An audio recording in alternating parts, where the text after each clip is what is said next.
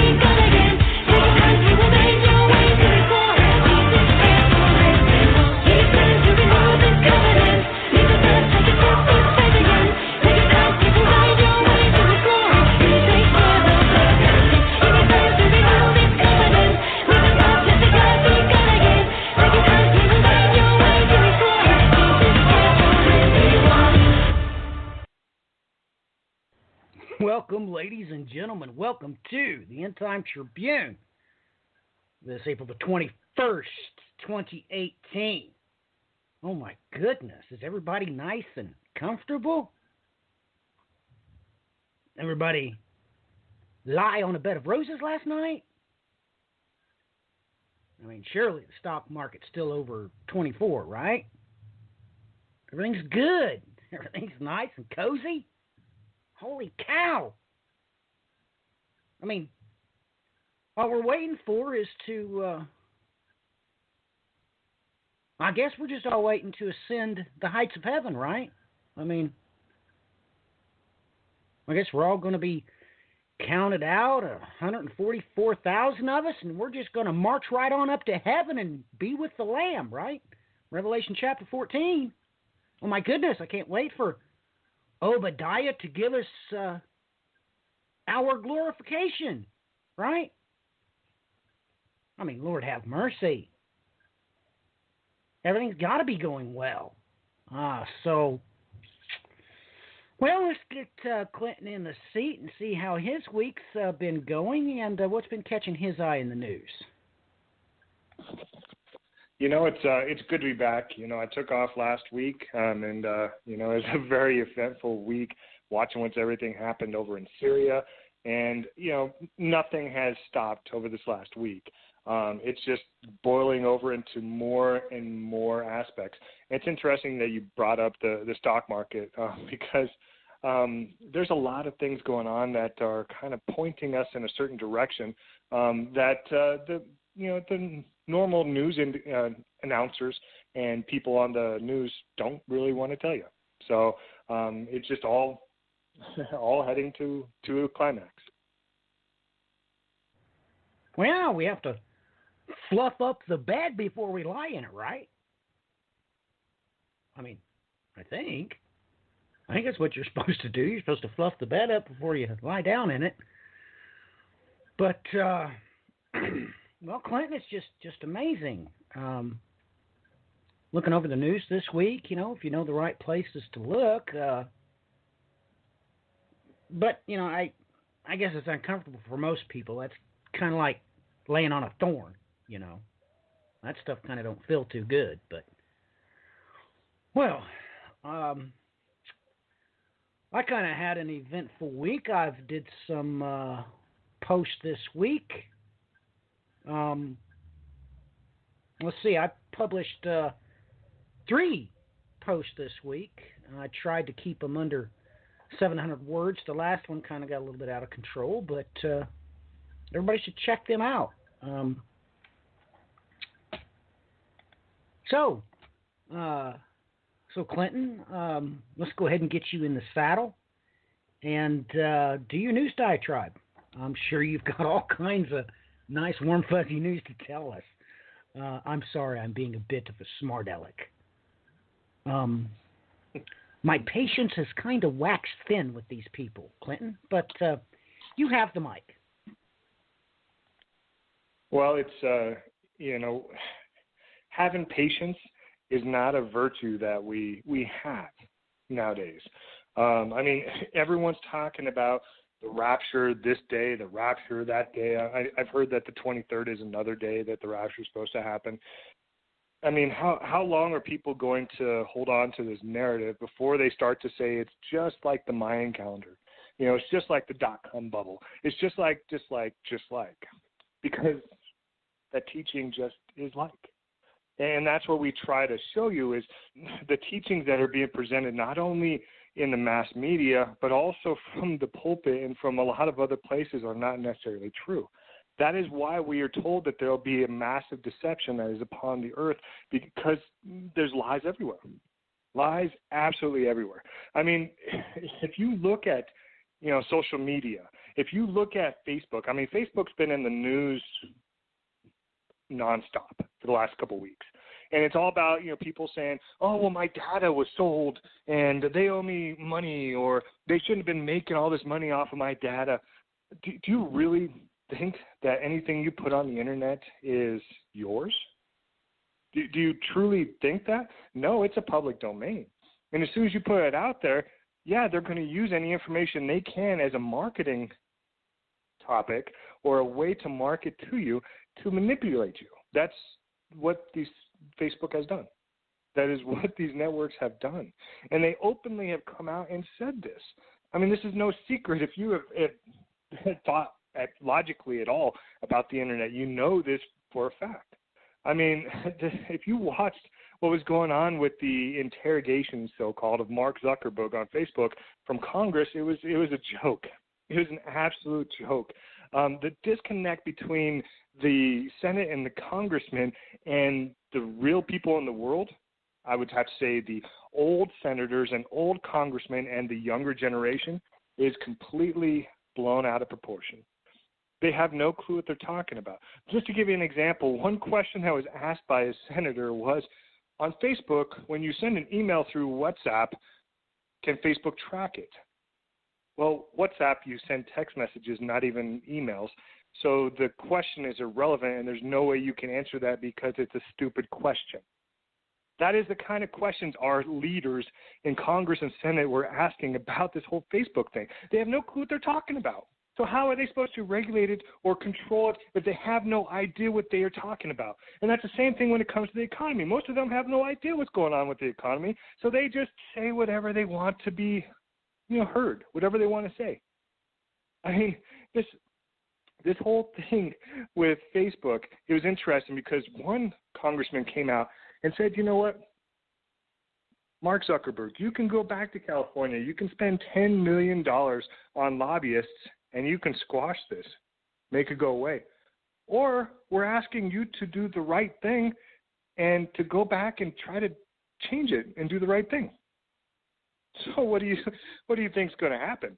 Mark Zuckerberg made $3 billion talking to Congress because Facebook stock went up so much. And all he had to do was sit there and go, I don't know. Your question doesn't make sense. I don't know. And his stock went up and he made $3 billion. And then to squash this whole thing that's going on in front of the Senate and Congress, he just has to spend $10 million and it goes away because he's going to pay off all those that do the voting. That's how our system works. And you can see that going on in Europe right now. I mean, he's bypassing the system in Europe to where basically he's making it to where people no longer have access to their stuff on Facebook, that it's no longer their decision of what happens to it. And there's even reports that he's going to come out and say, if you want to use Facebook, you have to acknowledge that we are going to track you.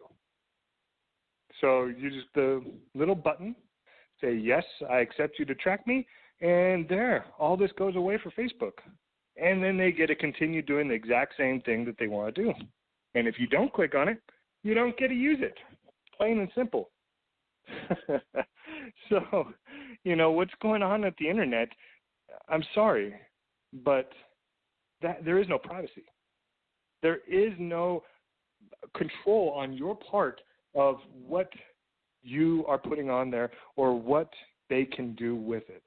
And that just leads to this witch hunt that is starting to develop.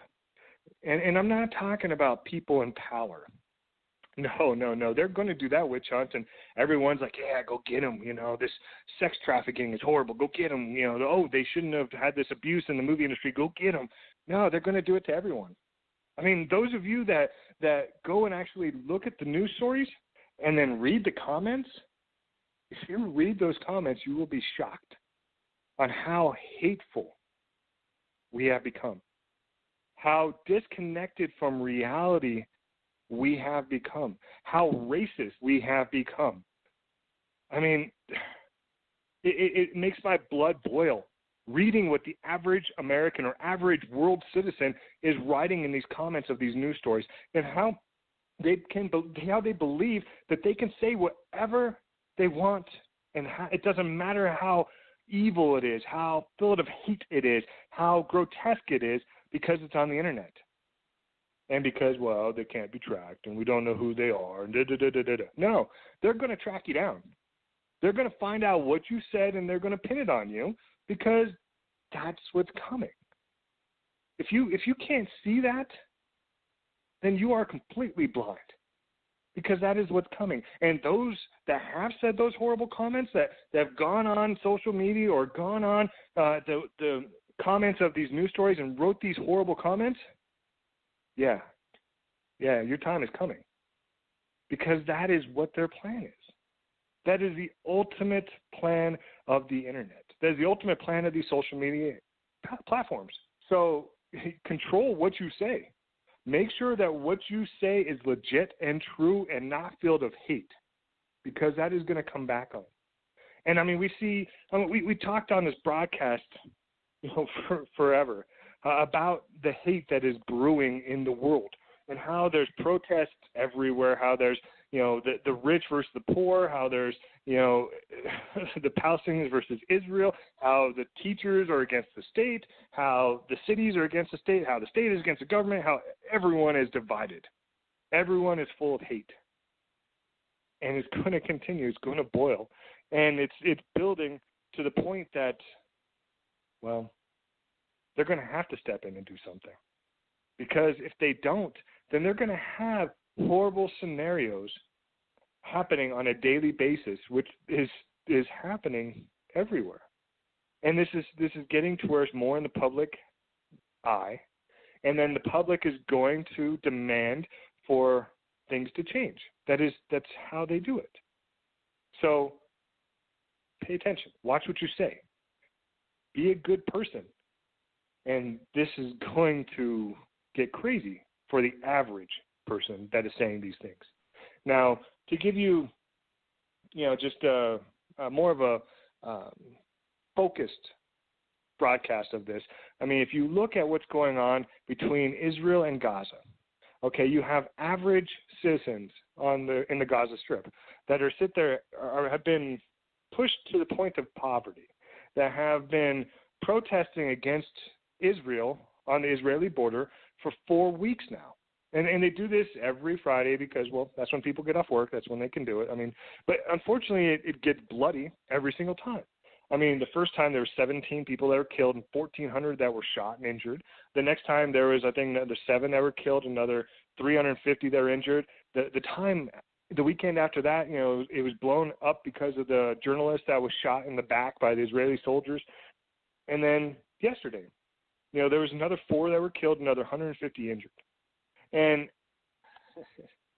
there was this story of this, Hamas, engineer, bomb maker, whatever you want to call him. He was loyal to Hamas, and he was one of their brains, one of their premier people. And he was in Malaysia. Well, he was assassinated. He was shot down.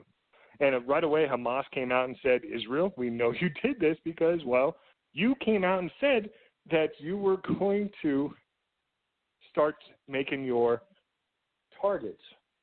You start to renew your target killings of Hamas leadership. Israel said that. And then they go out and they kill one of Hamas's leaders. And Israel justifies this, saying that Hamas made a video, and this video is so horrible. They showed in this video top, Israeli officials and officers in the crosshairs. And so because they made this video saying that they were going to shoot them, we got to retaliate, and we got to take out one of their leaders. I mean, that's do you see where this is leading? This is, there's been in the circulated in the, conspiracy world, there's been, the CDC officer that was missing and then found in the river. There was all these scientists that were killed. There was all these bankers that were killed. I mean, the conspiracy people have already been talking about this system. But here we see it in real life on something that is important for the whole world.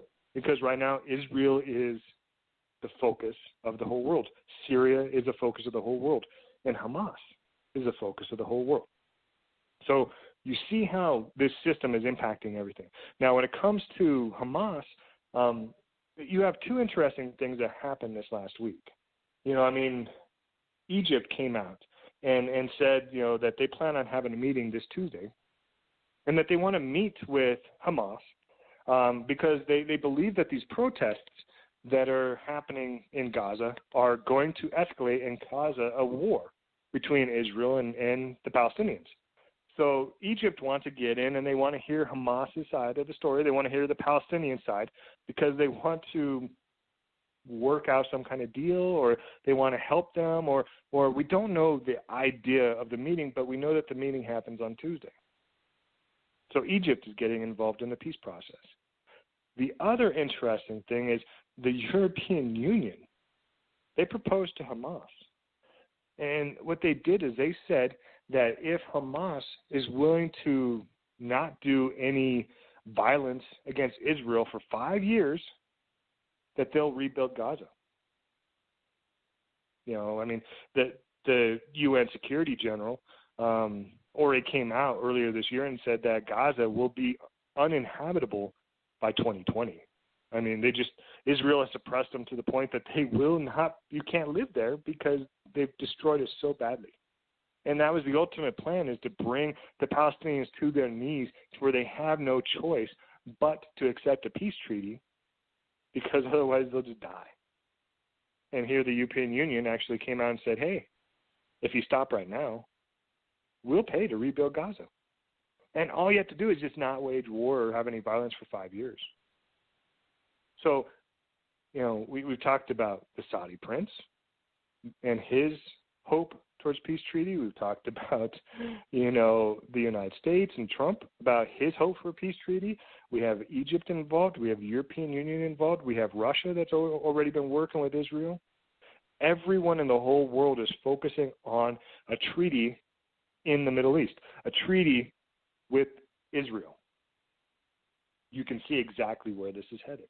Now, we also know that in this time there's going to be wars and rumors of wars, because that's what Christ told us. And you see, what's happening with, for instance, China and Taiwan this last week. Trump was provocative enough to make an executive order to increase travel between Taiwan and the United States, and to actually make an agreement with the leader of Taiwan, which the United States said they would never do because they back the one China platform, that China believes Taiwan is their jewel.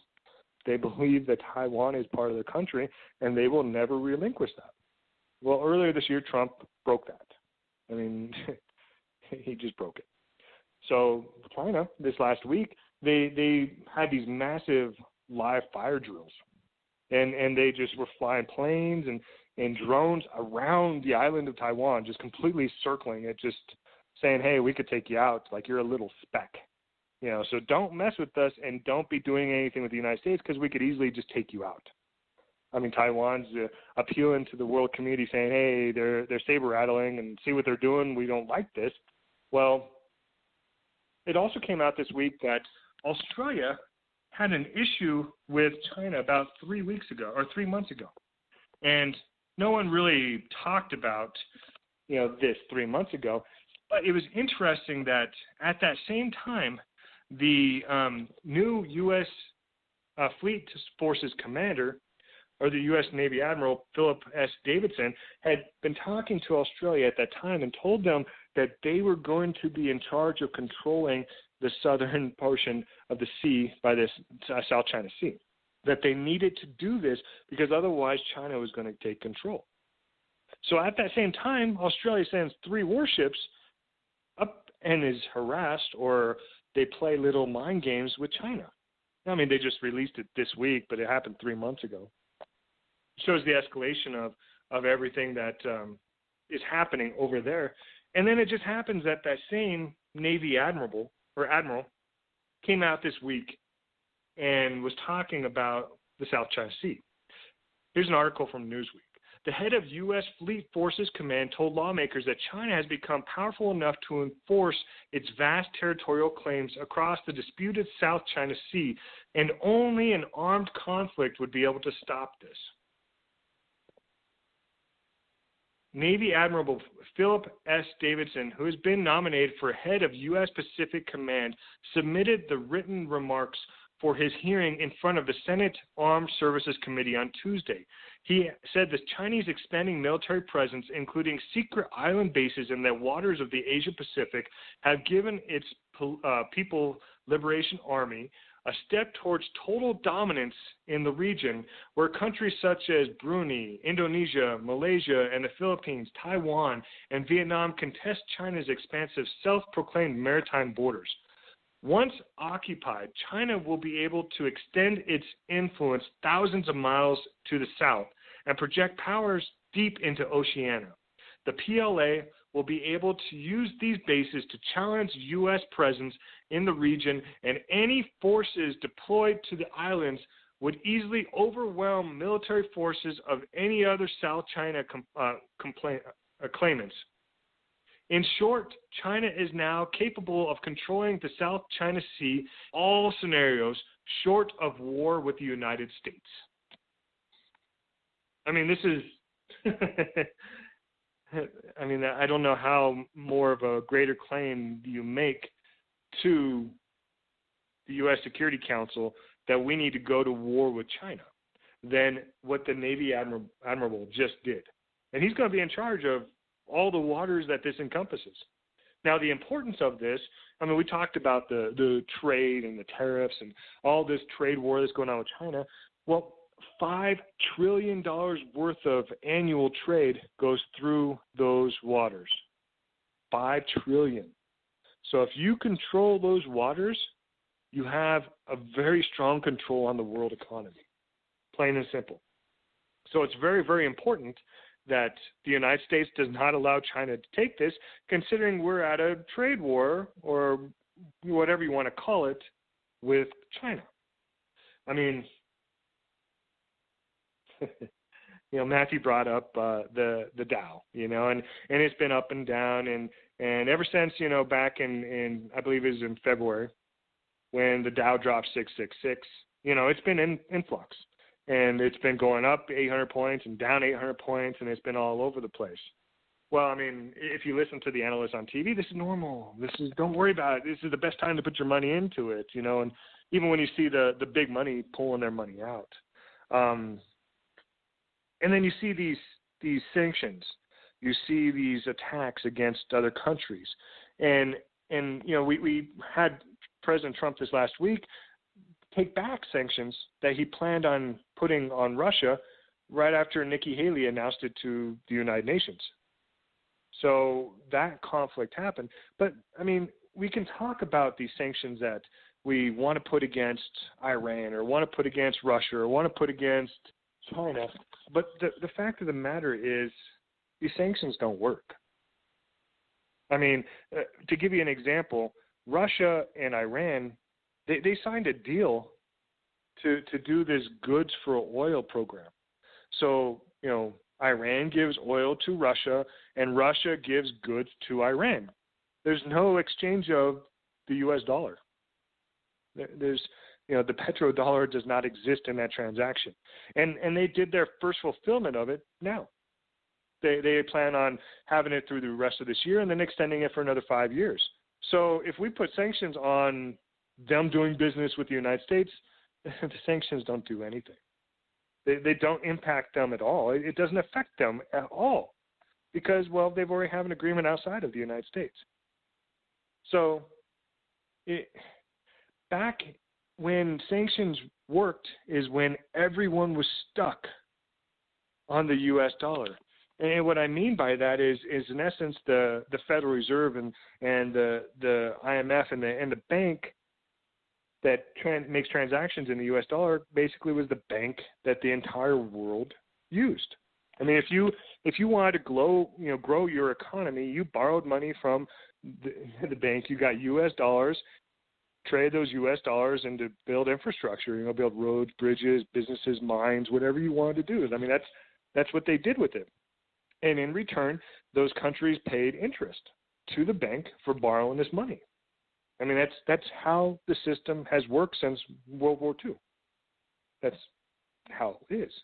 Now, what's happened is the entire world has gone on to using the system to where now we are on the verge of a global debt crisis. I mean, the IMF, their classification of, poor countries or countries that are not necessarily, rich and wealthy, 40% of those are now seeing a debt crisis. And this has doubled in the last 5 years. So it's accelerating. And so what that means is these countries have taken out loans and then they can't pay them back. I mean, that's just what this means. So now they're getting overladen with debt. And so instead of, building roads and bridges and mines to actually mine like gold and stuff like that, they're just cutting back on programs. Because typically a developed country or even a poor country, they have programs, to fund schools and to fund firefighters and fund police officers and to, give food to the needy and give housing to those that need it and all of these public domains that they do to help their people. I mean, all countries do this, rich or poor. But when you are so debt-laden and you owe so much money to the bank, you cut back on those little programs. So then the poor or just the average person in that country suffers more. because then their infrastructure falls apart, and then the governments have to borrow more money to pay back the money that they already owe, and then they get more in debt, and then they cut back on those programs even more. Does that sound familiar? Does that sound like what the United States is doing? I mean, it's exactly what we're doing. But the entire world has already gone into this program. And see, what happens from this is they then have to have more access to credit. They have to take out more loans, or they have to, in essence, get a credit card. The best way to explain that. Well, if these banks see these countries are having a hard time already paying back their bills, they're not going to give them any more loans. So then credit dries up, and so then they just starve. Then these countries see either their currency fall apart, or they just see their countries fall apart. And that's what's happening across the globe as we speak. Now, this global debt is increasing drastically. And, to give you an idea, global debt hit its highest levels ever, and governments should take actions to reduce their indebtedness while the going is still good. And this is straight from the IMF. Total debt levels globally came in at a record $165 trillion in 2016, amounting to 225% of the world's economic global domestic product. The level of debt was 12 percentage points steeper than the last historic high seen in 2009, immediately after the global financial crisis. So we already have a situation globally to where the debt is 225% higher than what everyone makes. So in essence, there is no way to pay back the debt that the bank has already put onto the countries. There's just no way. And it's increasing, and it's higher than it was back in 2008. So in essence, when there's a new correction that happens, it's going to be worse than the one in 2008. This is what the IMF just said. This is what the bank just told the world that is going to happen. Just to give you an idea, for instance, with the United States, in 2017, and by the way, that numbers I gave you, that's 2 years old. But in 2017, the United States debt was 107% of their gross domestic product. So already our debt is higher than what we make. And that was last year. Now they anticipate by 2023, it's going to be 117%. So you see, there's no way we're going to pay off this debt. There's absolutely no way that it can happen. And the world sees this. They understand what is going on. And, I mean, they're not idiots. They study the same stuff that I study. All the economists have. It just depends on who is getting paid off and who's not getting paid off. But when it comes to the countries are going to do everything they can to survive and to try to take their people and make them survive as well. And so then you see, for instance, like Turkey this last week. They are the 11th largest gold reserve in the world. I mean, they have more gold reserves than India. And India, part of their culture is to adorn yourself with gold. So the majority of Indians have a lot of gold. And Turkey has more gold than them. Now, Turkey actually came out and said that they want to repatriate their gold reserves from the United States. They want all of their gold back from the United States. I mean, most countries, they have Fort Knox hold their gold or supposedly hold their gold. We know when Germany tried to do this, it took them 5 years to pay back the gold. And when they did get the gold, it didn't have the same stamping as the gold that they gave the United States. So in essence, the gold that the United States paid back to Germany, they had to buy on the open market because they had already sold the gold that Germany gave them. Now, Turkey's asking for the same thing. And the reason that Turkey's asking for it is typically Turkey would do the same thing that all these other countries would do. They would take out a loan, they would get dollars, and they would spend those dollars on infrastructure or weapons or whatever else they want to do. Well, this is straight what Erdogan said. He goes, why do we make all loans in dollars? Let's use another currency. I suggest that the loans should be made based on gold. Now, Erdogan said during a speech at the Global Entrepreneurship Congress in Istanbul on April 16th. With the dollar, the world is always under exchange rate pressure. We should save states and nations from this exchange rate pressure. Gold has never been a tool of oppression throughout history. So, Turkey, like many other countries across the globe, wants their gold back. And they want their gold in exchange to using the U.S. dollar. I mean, the reason that the U.S. dollar has been so valuable, so strong through so many years is because everyone uses it. I mean, it's easy for any American that has traveled overseas, take your dollar and all of a sudden you go to another country and it's worth more money because everyone wants your dollar. When the opposite happens, when you take your dollar overseas and no one wants it, then it's worthless. And that's part of the reason that we had this massive tax plan that we had approved under the Trump administration to bring these trillions upon trillions upon trillions of dollars that were trapped overseas by wealthy Americans and also wealthy corporations, bring them back to the United States because they knew that the rest of the world was going to stop using the dollar. I mean, I've talked about it for a long time. So it's no secret. It's just they're not going to tell you. They don't want to tell you because they want you to continue believing whatever they tell you. I mean, that's the game. So they brought all this money back, the wealthy, the people that are smart, because, well, obviously they're smarter than everyone else because they made billions of dollars. So they should have the ability to keep it. So they brought it back. They had been buying their own stock in their own companies, increasing the stock price because they've been buying their own companies back. That's what this – now the byproduct of this is that, unfortunately, inflation kicks in. I mean, if you have the rest of the world's not going to accept the dollar, all the dollars come back to the United States. Now all of a sudden you have a lot more dollars out there. That means the value of that dollar goes down, which means it takes more of those dollars to buy something, which means prices go up. I mean, that's as simple as I can explain it to you. And the best example I can give you this last week is the increase of oil, going from roughly $50 a barrel to roughly $70 a barrel this last week. And that's just the beginning. I mean, anyone that follows this knows that anytime there's war in the Middle East, anytime that OPEC wants to do what they want to do, they can subject the rest of the world to pain and to increase the oil prices. I mean, Trump even came out and said, well, we're going to go through some pain, but it'll be better when we're done with it.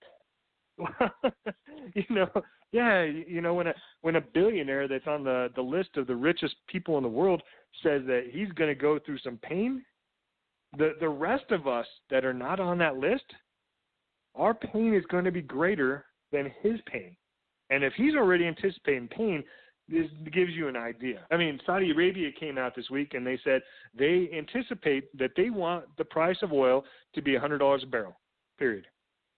So they're going to get it there. So they're going to cut back on production. OPEC, and Saudi Arabia is one of the main contributors to OPEC, is going to make the price of oil hit at least $100 a barrel. For the oil industry, yip, hip, hooray, that's awesome. For the rest of us, it's going to hurt you because, well, oil affects everything. Not only you going to the pump and filling up your gas tank and taking the money out of your pocket, but then food goes up because, well, the production of food goes up because you have to spend more money on oil for the machinery. You have to transport those foods, so that costs that up. All of your goods go up. I mean, that's just how it works because, well, companies are not going to cut in their profit line. No. They still got to increase their profits, 8 to 10% every year, and so they're going to make sure that they increase their prices, and if their costs go up, they got to increase it even more to make sure that the profit margins stay the same. I mean, they're not going to drop their profit margins because then the CEOs don't make the money that they're supposed to make.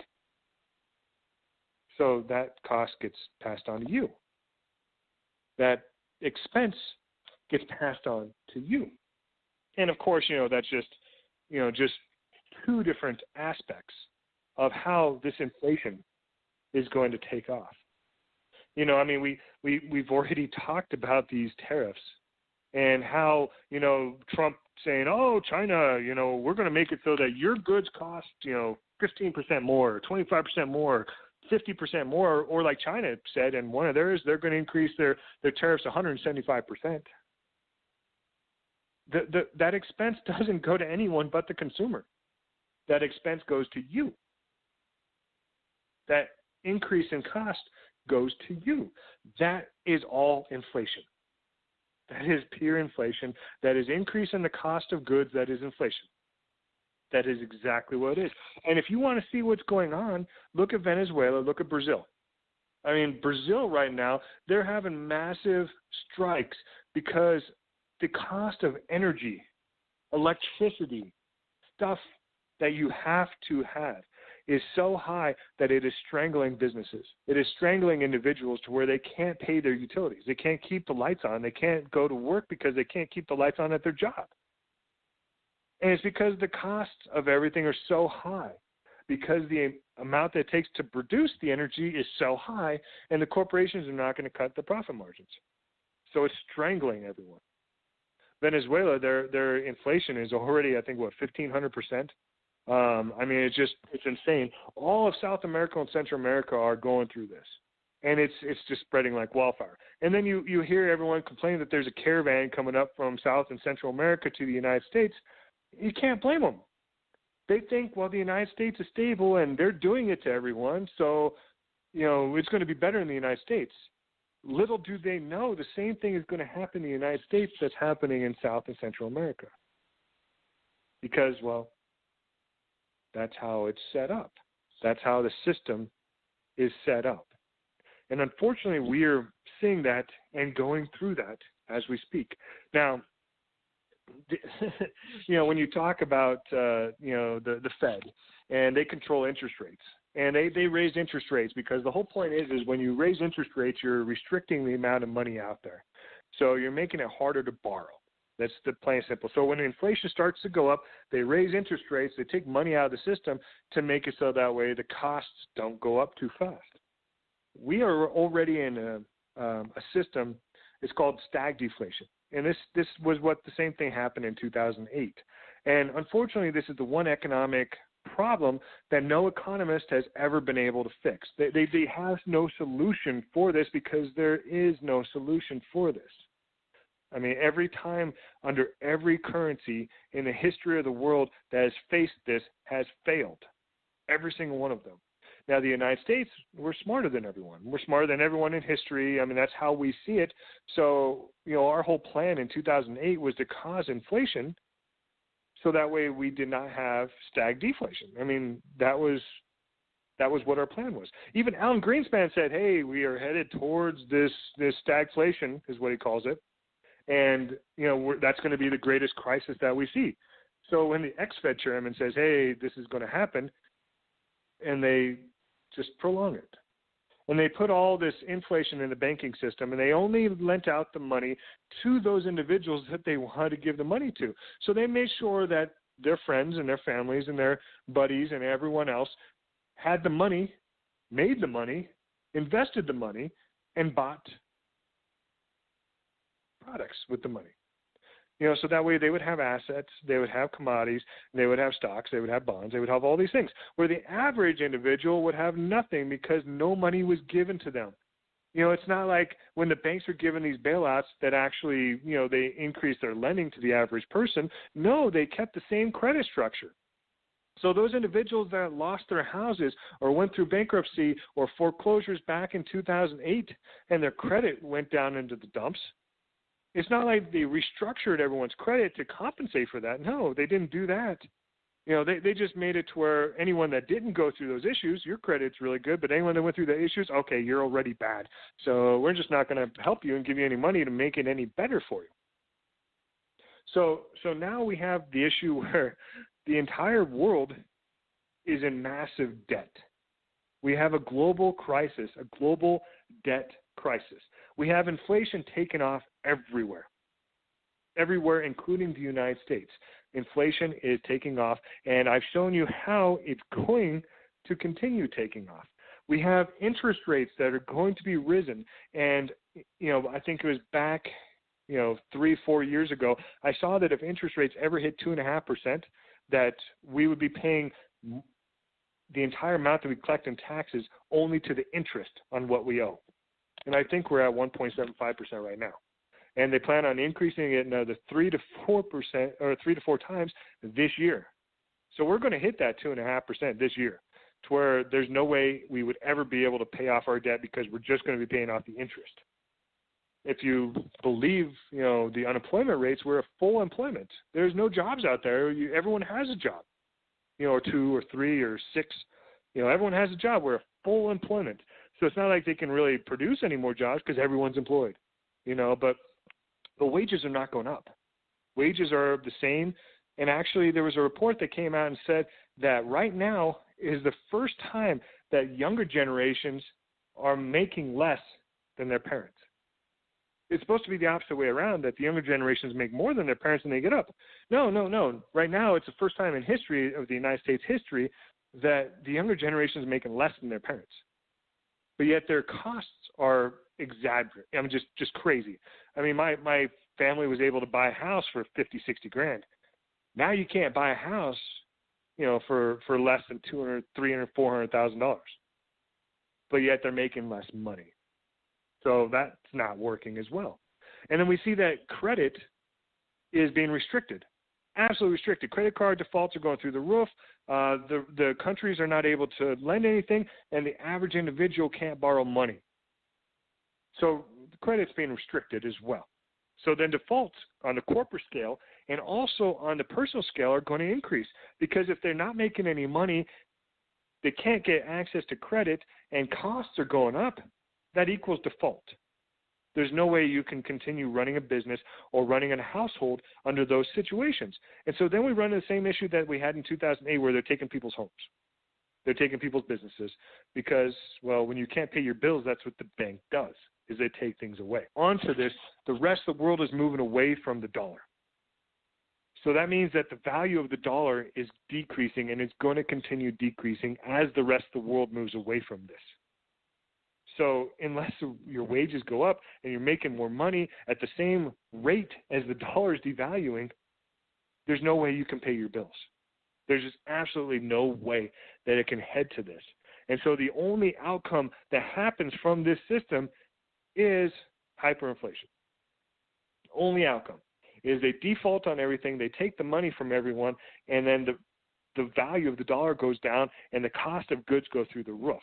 So that way, if you're wealthy and you have a lot of money, you can still, pay for things. But if you don't have access to anything. You can't get anything. And that is where this weird new system has been put into place. And, I've talked about this before, but the Trump administration, they want to get away from food stamps. They just don't think people actually use the food stamps in a proper way. They believe that it should be a food box. So, here's a box and it already has your food in it. You don't get to use your food stamps to go, buy a soda if you want to. You have to have what this box is. And also they're making it to where you have to work, in some cases, 40 hours a week to get these boxes. You have to have a full-time job, plus you have to work 40 hours a week to be able to get a box of food so you can eat. Because you're working 40 hours a week is just to pay rent.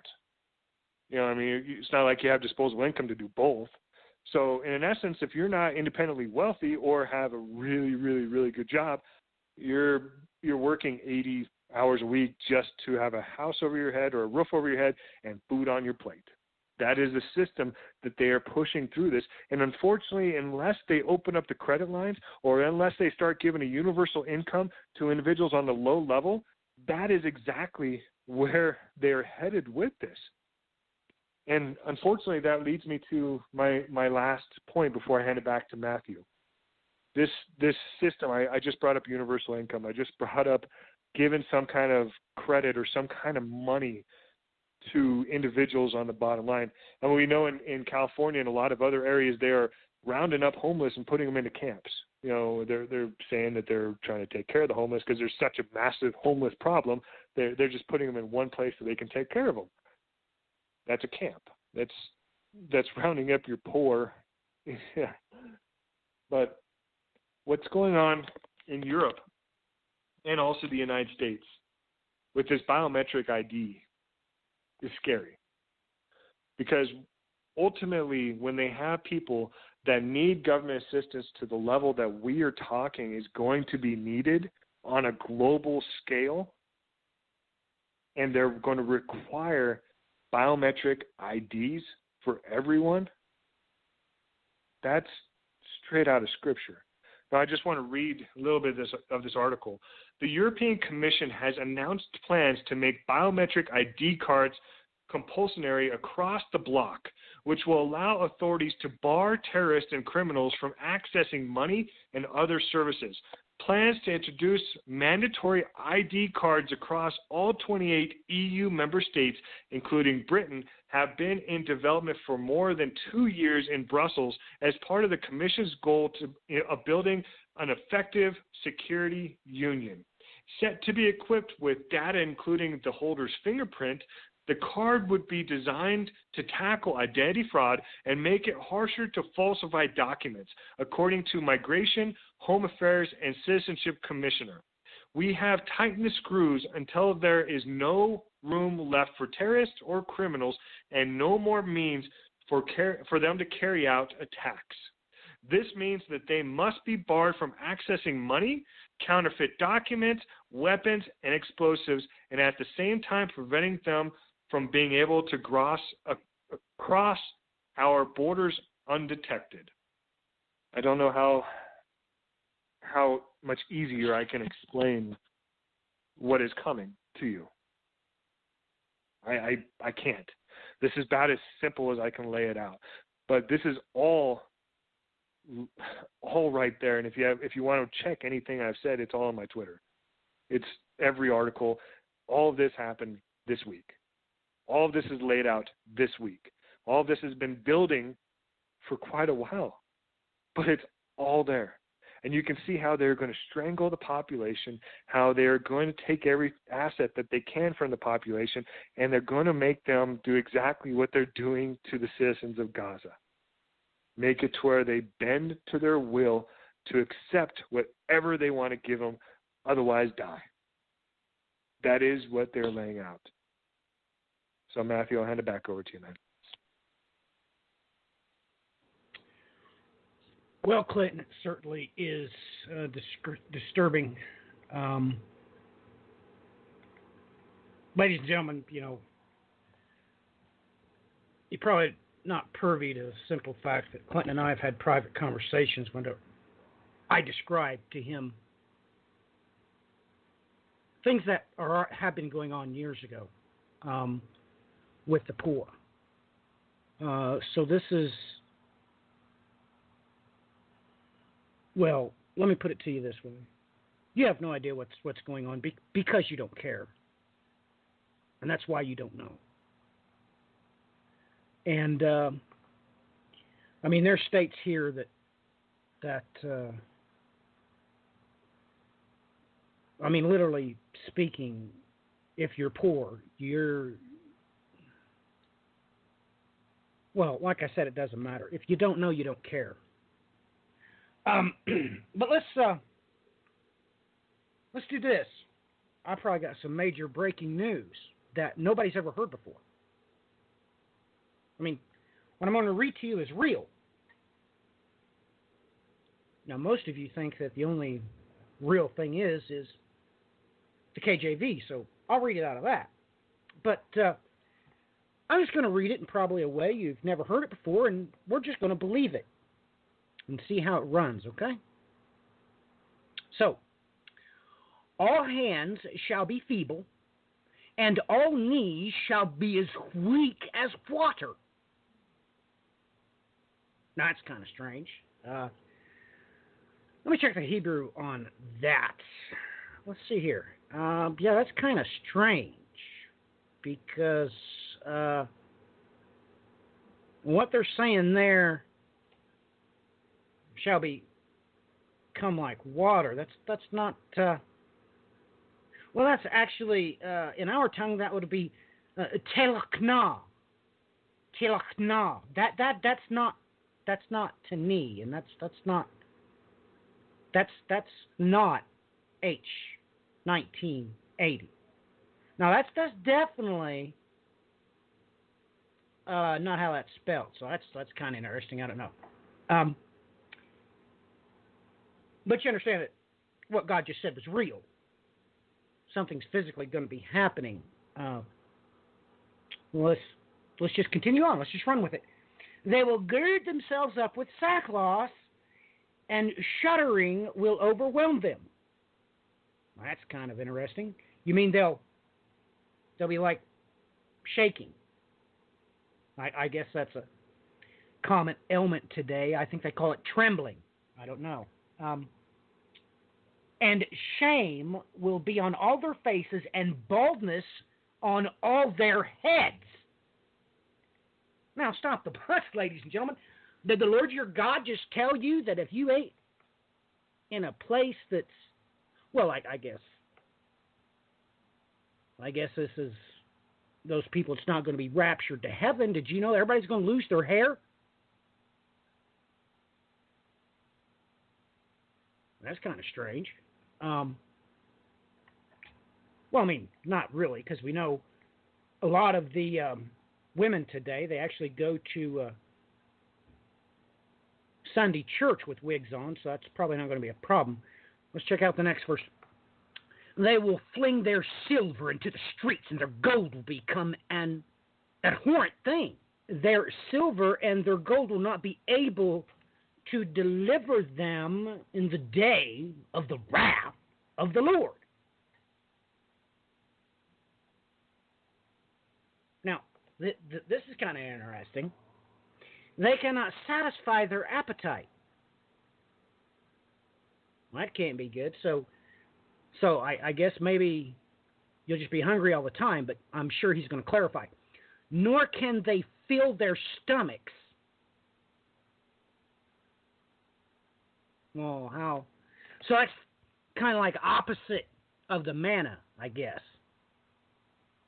So you can just eat, and well, you're just going to become like a bottomless pit. You won't be able to fit. Now, this is what God's Word is saying, and He said it twice to make sure you understood what He said. I mean, let's reiterate. They cannot satisfy their appetite. Why? I mean, how is that possible? Well, He tells you. Nor can they fill their stomachs. So I guess you just become like a bottomless pit, I think is what they call most teenage boys. For their iniquity has become an occasion of stumbling. Well, that's interesting. I wonder, let me switch it over to the Hebrew here just to be sure.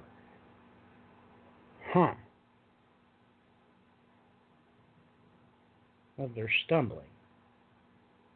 Well, that's well, I guess you could say that. But, yeah, you might want to, well,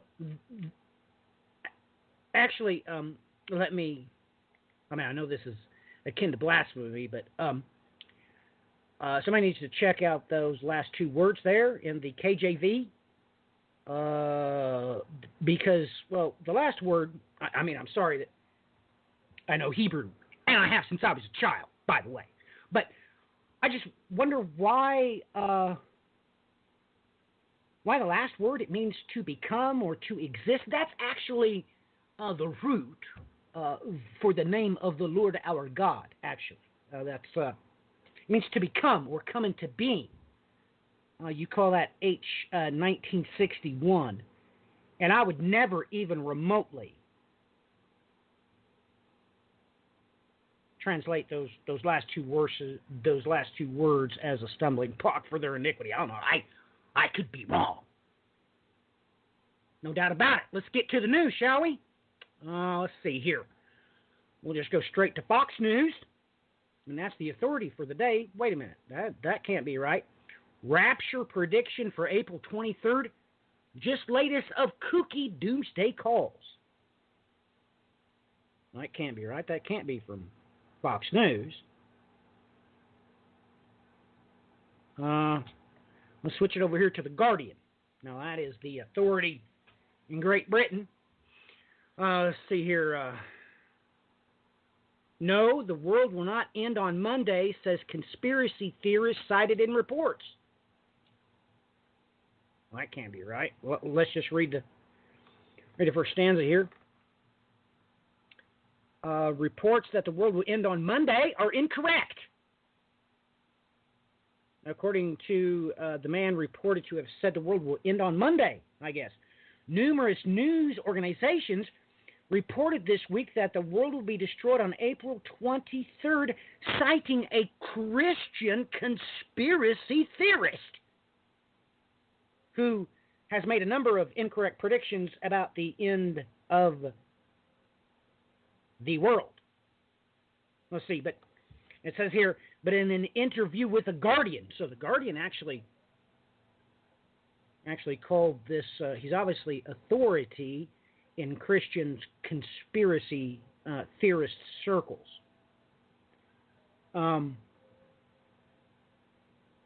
It goes on. I mean, I'm not going to try to share too much because this is obviously saying that he made failed predictions before, I guess. But, I mean, this is The Guardian, and this is his title.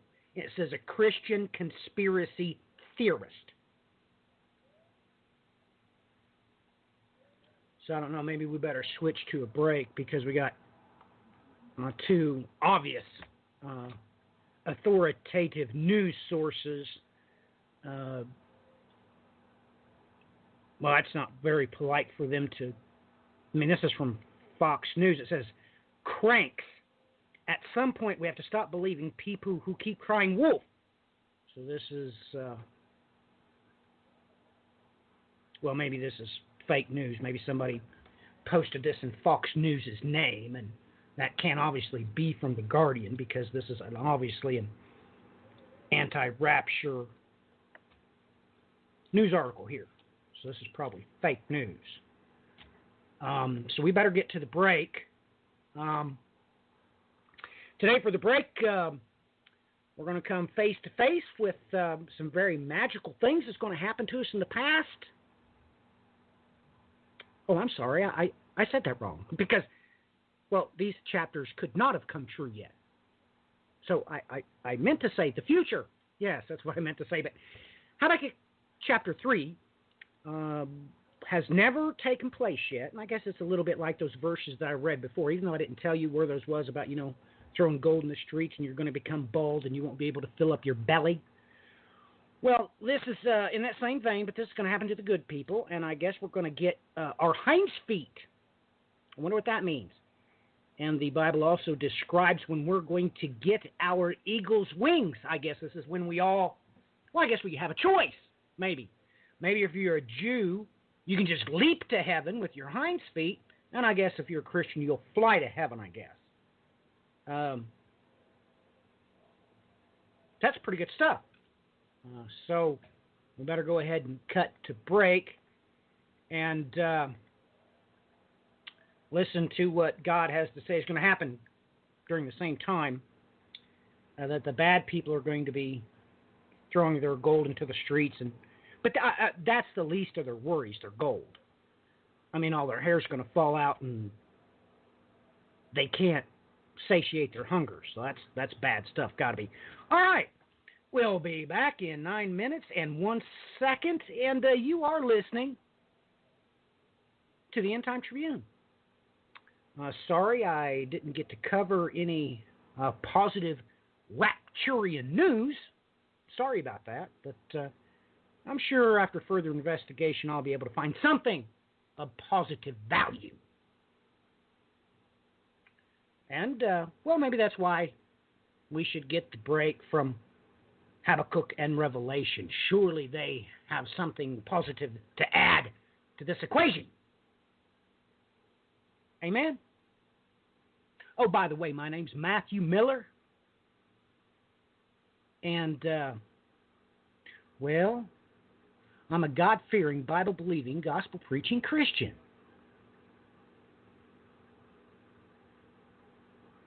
Are you? I should surely hope so. 9 minutes, 1 second.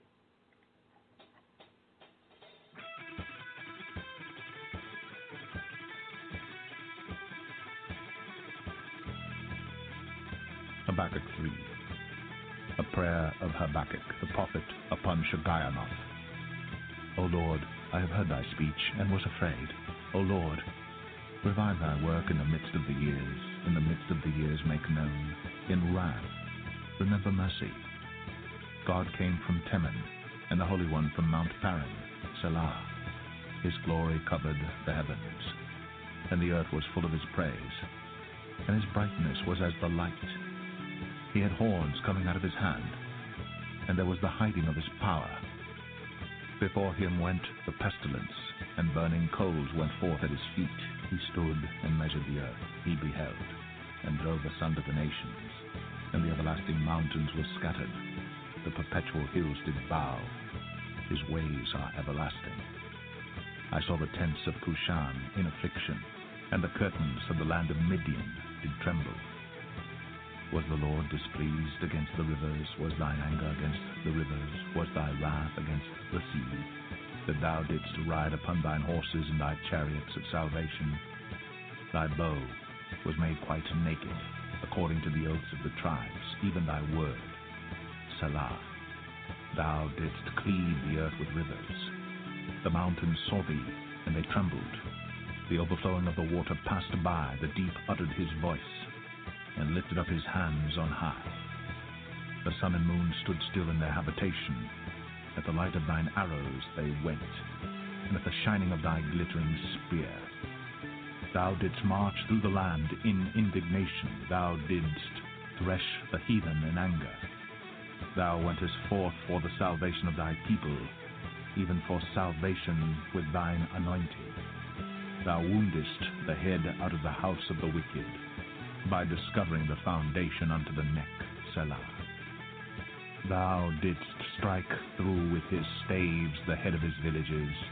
They came out as a whirlwind to scatter me. Their rejoicing was as to devour the poor secretly. Thou didst walk through the sea with thine horses, through the heap of great waters. When I heard, my belly trembled, my lips quivered at the voice. Rottenness entered into my bones, and I trembled in myself, that I might rest in the day of trouble. When he cometh up unto the people, he will invade them with his troops. Although the fig tree shall not blossom, neither shall fruit be in the vines. The labor of the olive shall fail, and the fields shall yield no meat. The flock shall be cut off from the fold, and there shall be no herd in the stalls. Yet I will rejoice in the Lord.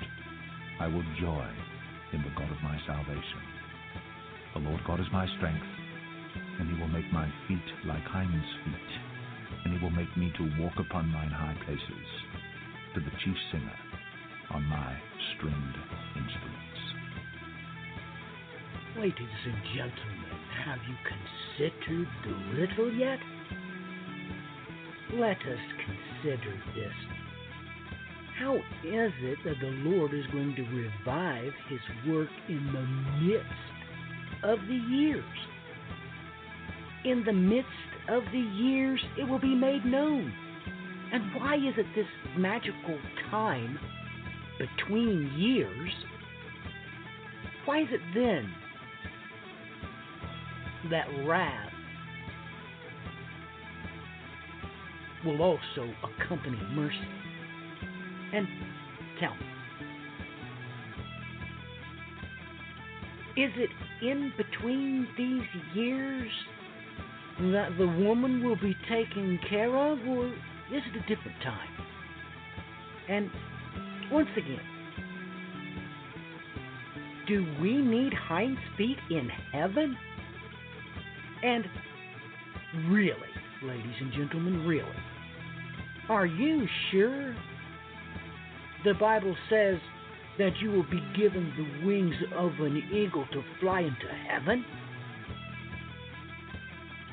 And tell me, why is it that Habakkuk mentions, yes, the olive tree? But there are other things mentioned here that just doesn't make sense. It just doesn't ring true. Ladies and gentlemen, if the woman is to give birth to a male child, it can't be during this time because, well, it plainly said that, and I quote, although the fig tree shall not blossom, neither shall fruit be in the vines, the labor of the olive shall fail. Ladies and gentlemen, there will be no babes born during this time. Consider these things, ladies and gentlemen. Revelation 12. And there appeared a great wonder in heaven, a woman clothed with the sun, and the moon under her feet, and upon her head a crown of 12 stars. And she being with child cried, travailing in birth, and pained to be delivered. And there appeared another wonder in heaven, and behold, a great red dragon, having 7 heads and 10 horns, and 7 crowns upon his heads. And his tail drew the third part of the stars of heaven, and did cast them to the earth. And the dragon stood before the woman which was ready to be delivered, for to devour her child as soon as it was born. And she brought forth a man-child, who was to rule all nations with a rod of iron. And her child was caught up unto God and to his throne. And the woman fled into the wilderness, where she hath a place prepared of God, that they should feed her there 1,260 days. And there was war in heaven. Michael and his angels fought against the dragon. And the dragon fought and his angels, and prevailed not. Neither was their place found any more in heaven. And the great dragon was cast out, that old serpent called the devil and Satan, which deceiveth the whole world. He was cast out into the earth, and his angels were cast out with him. And I heard a loud voice saying in heaven, Now is come salvation and strength, and the kingdom of our God and the power of his Christ. For the accuser of our brethren is cast down, which accused them before our God day and night. And they overcame him by the blood of the Lamb, and by the word of their testimony, and they loved not their lives unto the death. Therefore rejoice, ye heavens, and ye that dwell in them. Woe to the inhabitants of the earth and of the sea, for the devil is come down unto you, having great wrath, because he knoweth that he hath but a short time. And when the dragon saw that he was cast unto the earth, he persecuted the woman which brought forth the man-child. And to the woman were given 2 wings of a great eagle, that she might fly into the wilderness, into her place, where she is nourished for a time and times, and half a time, from the face of the serpent. And the serpent cast out of his mouth water as a flood after the woman, that he might cause her to be carried away of the flood. And the earth helped the woman, and the earth opened her mouth, and swallowed up the flood which the dragon cast out of his mouth. And the dragon was wroth with the woman, and went to make war with the remnant of her seed, which keep the commandments of God, and have the testimony of Jesus Christ.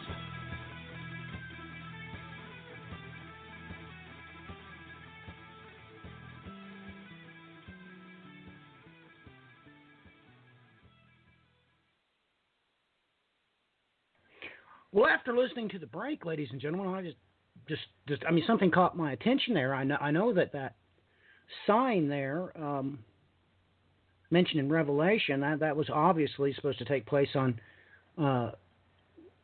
another 23.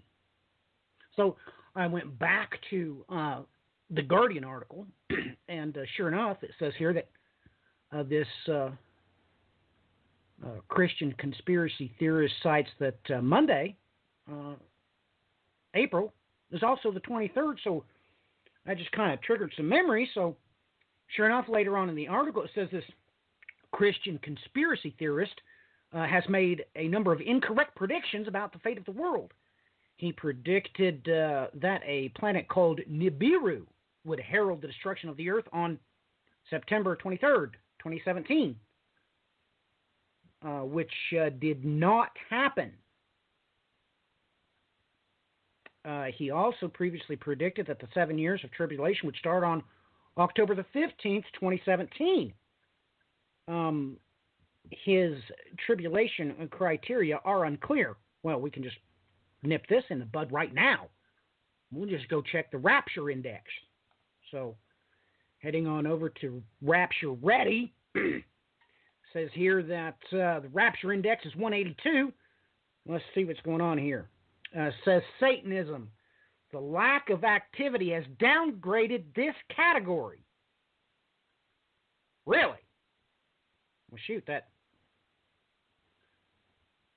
I know they talk about them 144,000 witnesses, getting everybody saved. So maybe that's what's going on there in satanic activity. Not quite sure. Maybe I ought to contact the administrators. Unemployment. The official jobless numbers are at a 7-year low. Well, that can't be right. Let's see here. Let's check inflation. Slow economic growth is putting downward pressure on prices. Really? How about interest rate? Let's see here. The markets have dropped sharply in the past few days. All right, well, that's bad.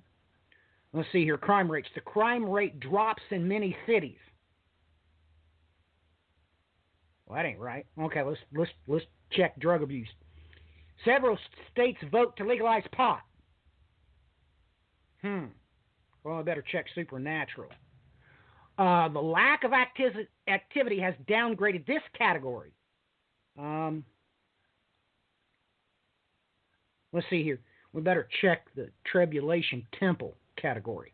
The Temple Mount has been generally quiet in recent weeks. Well, we better check the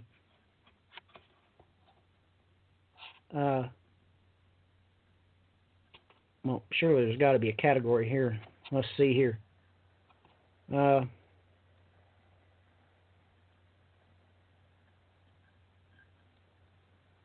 Let's see here.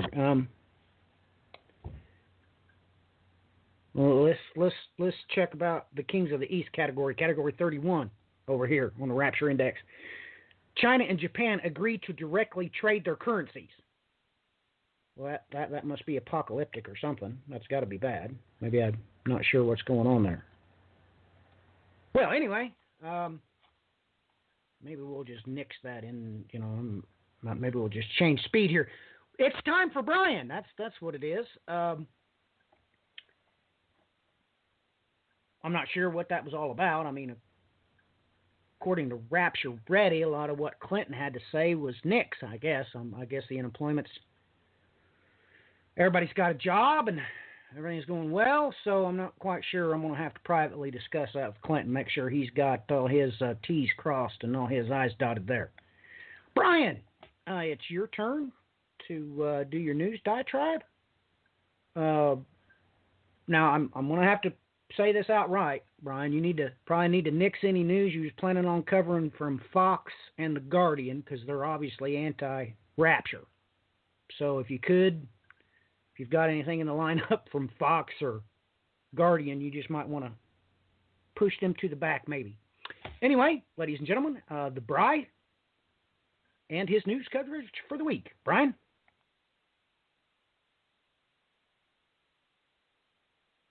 Sure how to man, oh man, I'm not even certain how to respond to that one.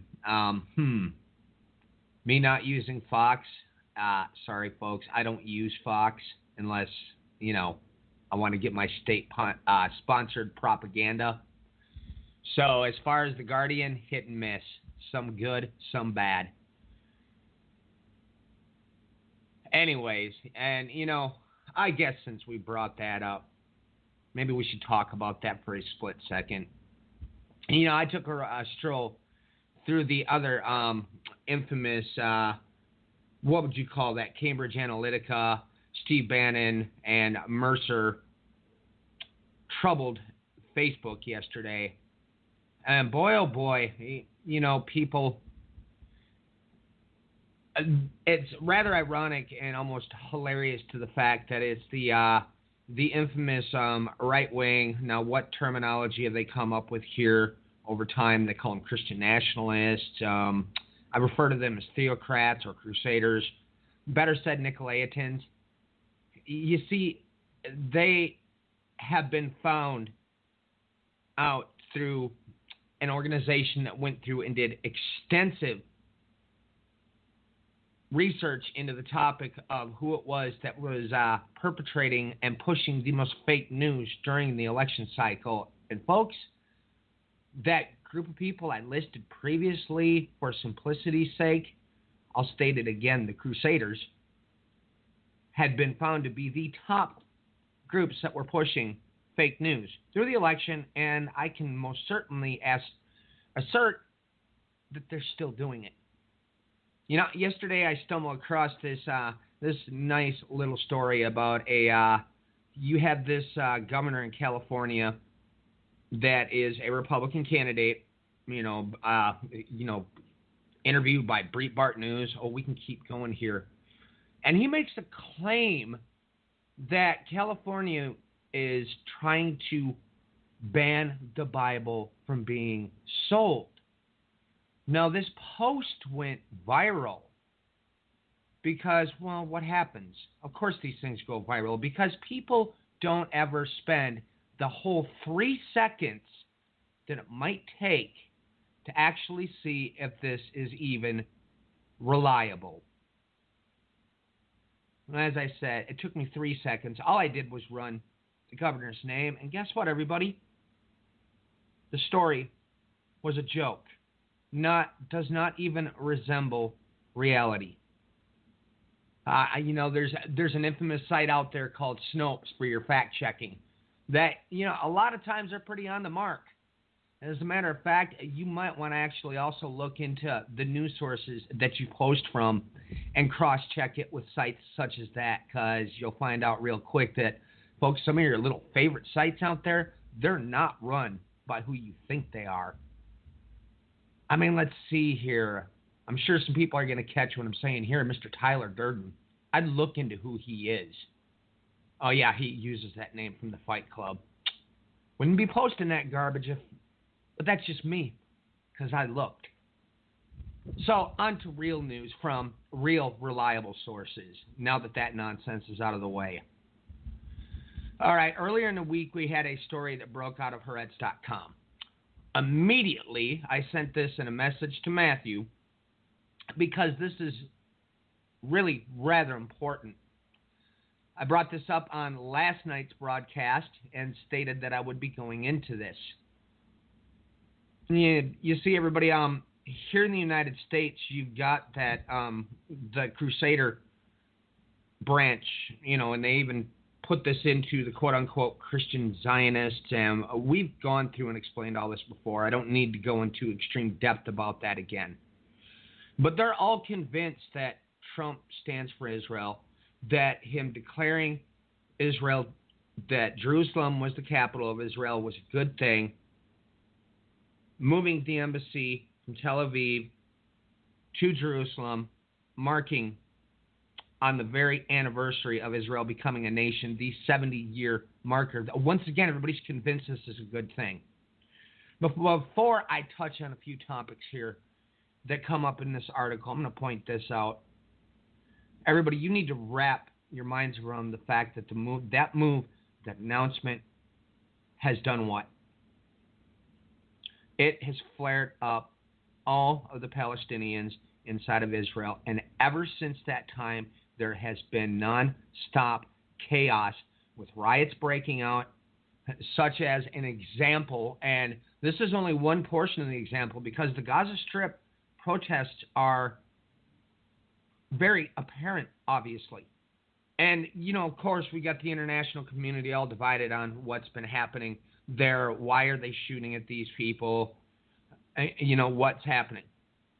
Well, we can state this. I would say that a few of these shootings aren't exactly, probably may not have been valid targets, but the number of those are actually small, because independent groups have went out and even combed through Palestinian websites and collected the entire list of the vast majority of these targets are known Hamas and can't remember the name off the top of my head. I believe it's Islamic Jihad members. This has been verified. So when you're looking at a ratio of, at the time that the list was released last week, there was only 3 people that they weren't able to verify. Now, when you have that large of a number of these people being known from documentation that they are linked to terror organizations, and they are the ones that are showing up within the people that have been killed during these Gaza riots, folks, you need to really seriously sit back and consider when the evidence is being brought forward. And I stated this when this broke out, previous to when we had the Passover,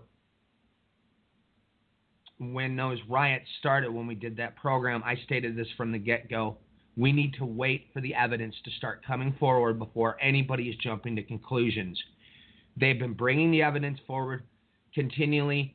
The IDF has been very smart with how they're bringing forward things, as they've had their drone footage that is being shot from overhead, and they've been releasing this to the public. So as much as everybody wants to jump on siding with one group or the other, in all circumstances, we always have to look at all of the evidence. Now, this even goes to a discussion Matthew and I had earlier in the week. Because the more you begin to look at, for instance, what we had happen, I guess technically speaking, it would be 2 weeks back. Of course, last Friday is when the Western forces came in and started bombing. But when you start looking at the facts on the ground, okay, did Assad have chemical weapons? Was he the one that perpetrated that attack? Okay, we cannot 100% throw that option out the window. There's a report that came out of Belgium that we had groups that were breaking sanctions, and they state, well, unknowingly, and they were sending specific weapons to Syria. Okay, how true is this? I'm not certain. At the same time, we've also had, now the number I think has gone up to 4 or 5 in this last week, chemical weapons facilities that have been found in the cleared region of Douma that were in the areas that were under control by Jaish al-Islam, Army of Islam. So we have a twofold factor in this equation. When you go back and look at the OPCW investigations, with what limited information they were capable of bringing forward, they pointed out that strong probability Syria was using chemical weapons, not to even mention the fact that they know for certain Islamic State was, and other rebel factions as well. And the guy that did the blowback series on The Intercept released an article, entailing the fact that, before everybody is just completely jumping through hoops here, because of the fact that we really have no idea as of yet what in the heck has really transpired here with these chemical attacks.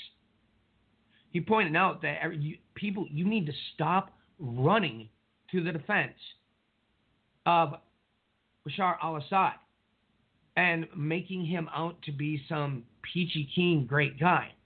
Well, here's the thing. This caught the attention of a lot of other journalists that have been writing on this topic, and they were infuriated. Now, I can understand their reasons for being infuriated, but at the same time, I think he made some very valid points as well.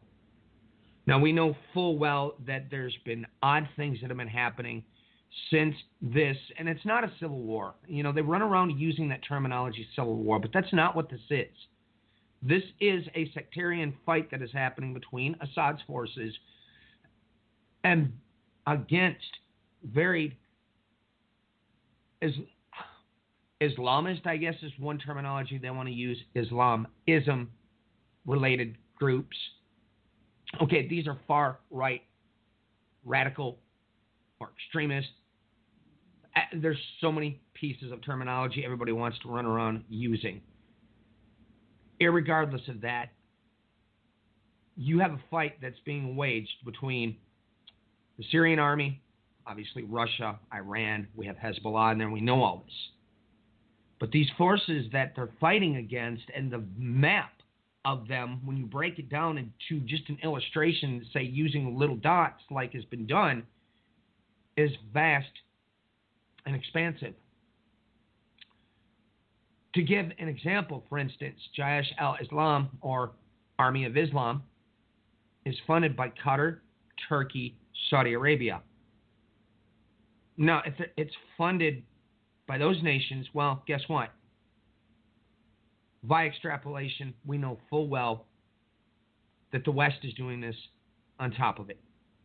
And I've got further backing for that I'll come in with some articles released back in 2014. We know this is the case on the ground. Is it a possibility that both groups may be involved in using chemical weapons? I wouldn't throw it completely out of the window. And that's where we have to be careful with these things. I mean, I will tell you one thing. I've looked deeply, deeply, deeply into the accusations that have been made against the White Helmets. And, I can get Matthew to back me on this one here. I went through one of the organizations, this Swedish, claimed to be independent organization, and the evidence they brought forward. Trying to point out that all these things have been staged. To further add on to that as well, coming out of TASS News Agency, one of the fathers of one of the children that appeared in that video stated that him and his son will gladly testify before the UN and before any court system in the United States to clear this matter up. So these are the things that are happening on that side of the equation. We have so many of these details breaking out in the midst of this. We have this fog of war. I was going to bring something up previous here, and my mind sort of drew a blank on what it was I was going to state.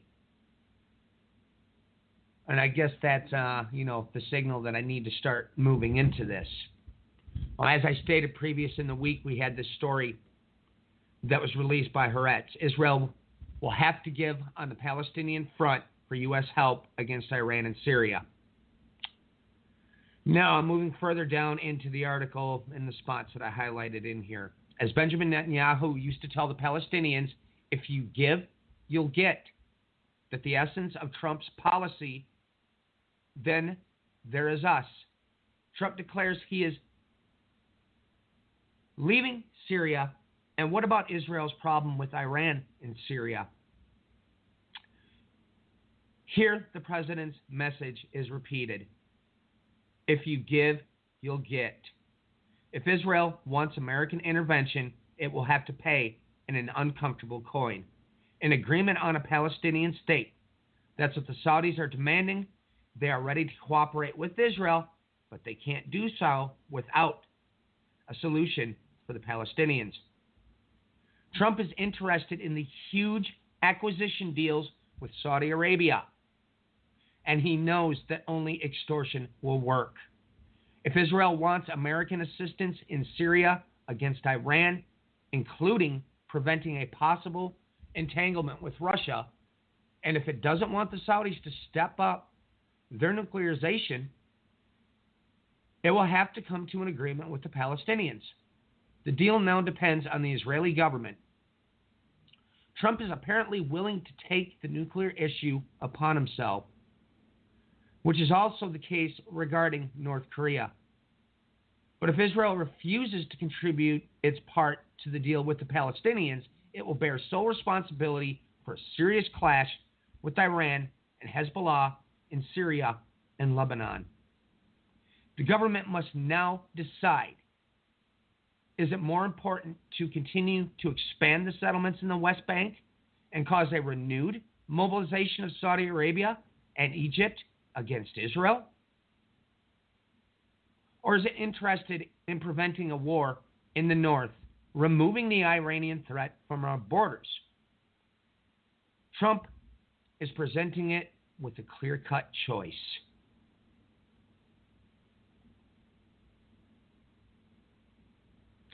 No, I hope that everybody caught the ramifications of this. Because I would say that this sort of contradicts what's being stated here in many circles in the United States. Everybody stop and consider what happened with the meeting between the Arab leaders this week. King Salman, not the prince, the king, and the rest of the Arabian coalition, well, they renamed the meeting with the title Jerusalem in it. Has everything to do with them backing the Palestinian state, sending more money in to help with aid in all these varied areas, which, of course, that gets a little iffy. There's an article that came out today from Arab Monitor. I can't remember off the top of my head which one it is. That goes into some pretty explicit details about this, and it's a little iffy here because, of course, when the Saudis promise a great big deal of money, the amount that they really send as opposed to what they claim they were going to send are always two different things. But you had basically all these nations stating, look,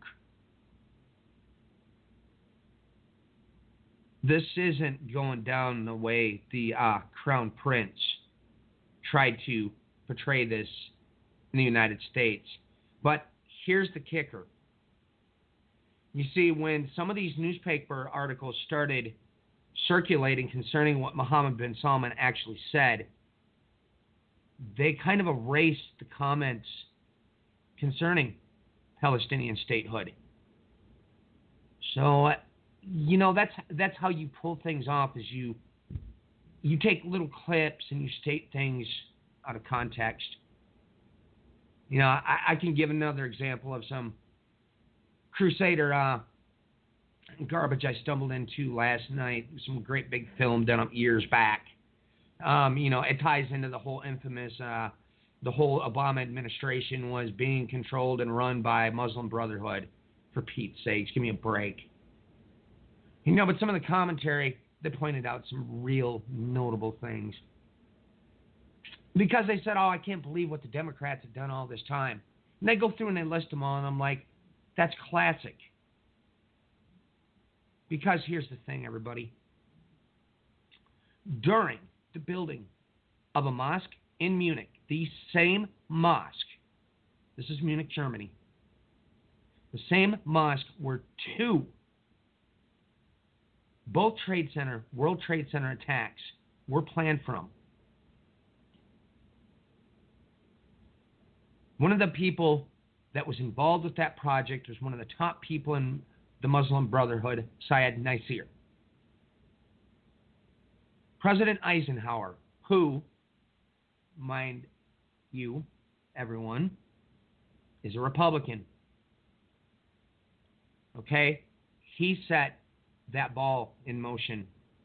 Even when the intelligence communities were going, this might not be a good idea. And yet they set it in motion. It was great big, long, drawn-out meetings that happened, various groups coming together to educate on certain odds and ends, irregardless of any of that. The point being is it was Eisenhower that started those connections. It was not the Democrats, because they conveniently and purposely, to push their propaganda, skipped over a historical fact that was very important in understanding how it is that, well, let's see, beginning in the late 1890s, Britain was working with trying to cultivate a right-wing group within the Muslim world. And this later led to what happened in 1928, with the foundation of the Muslim Brotherhood, for instance. Or we can go backwards even further in time with how Britain was once again trying to bring about the same thing, where we got the House of Saud and Wahhabism. Okay, the West has a pattern that stretches back right to that same time frame of the late 1800s, our marker for 120 years moving forward to the great day of He who sits upon the throne. And yet you have your propaganda groups out there that have started some of the most completely wacko conspiracies that purposely are leaving out the important historical ramifications. Now, to even further amplify this mosque in Munich, okay, a little background history before we go into this, because this is going to get a little shocking with somebody that was released in the news was arrested this week. This mosque in Munich goes back to Nazi Germany. The main person that was behind getting this mosque moving forward was also the same person that was working with Nazi Germany to once again cultivate far-right Islamic groups. You know, to give a prime example, the Grand Mufti of Palestine. Okay, he was deeply involved with Hitler, out there on numerous meetings. Numerous meetings. This is all documented photographs, so this is historical fact again. And yet, once again, the West, specifically in that time, Britain was working hand in hand with these groups who, on top of it, in turn, began working with Nazi Germany at the same time. Now, why am I touching more on this mosque in Munich and bringing up these details, these real details compared to the fiction that's running around out there about this mosque in Munich? Well, this week, one of the primary planners, he would have to be Muslim Brotherhood. I mean, let's just go past to the point. Had been captured. One of the people associated with the groups from Germany, and it was Muslim Brotherhood, folks. I don't know why everybody just ignores this, that flew those planes into the World Trade Center on September 11th. Now, you know, and there's some little details that I could start pointing out from the historical perspective of what happened at that point in time that would really begin to make people's head spin, but of course they would, well, I'd go back and look into some of the things that bin Laden stated after those attacks happened. I'll just say this, because you're going to find some very shocking things in the midst of it. You know, they don't touch on the fact that why is it that we had the infamous blind imam was here placed by a very high-level government official in a mosque in New York, not to even mention he was involved in terror attacks. This same guy is on films from the assassination of Anwar Sadat when they rounded up all the Muslim Brotherhood and started putting them in little jail cells. They had them getting attacked by dogs. All kinds of stuff. But, once again, nobody talks about these things either.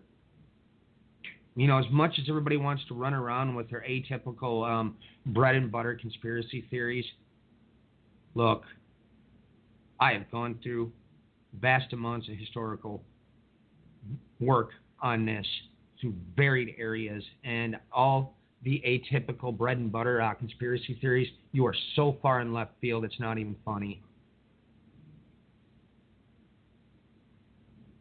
And I mean, you see, films such as the one here that was being pushed by this right-wing, obviously propaganda outlet. You see, they tried to villainize all Muslims when they've done this thing. And people, you need to understand the difference between regular Muslims as opposed to these far-right extreme groups such as Wahhabism, Salafist, Muslim Brotherhood. Okay, this list goes on. It's gotten pretty extensive now considering what we have going on in Syria. You know, Al-Qaeda, Islamic State, all of that. Everybody, you need to understand the difference between the two of them. I've watched people that I know here personally posting garbage to their social networks about signing petitions to keep all of the refugees out of our nation because of some nonsense that starts getting perpetrated. When you look back into it, you find out John Bolton was actually behind it. Oh, yes. Again, this is verifiable. You know, the nonsense that, that they're planning on taking over all of America. They're going to basically come here and they're going to have so many babies born that no longer will the standard American people even be the top percentage in this nation. Garbage like that. And yet, let me ask you a question for all you isolated Americans. How many of you are living in a circumstance where you are hiding in basements of buildings of towns and cities that are being absolutely devastated as bombs are dropping on your head on a continual basis, and you're hoping that that building doesn't drop? How many of you are being chased by armed militants or other varied national groups on the ground and being chased with weapons in hand?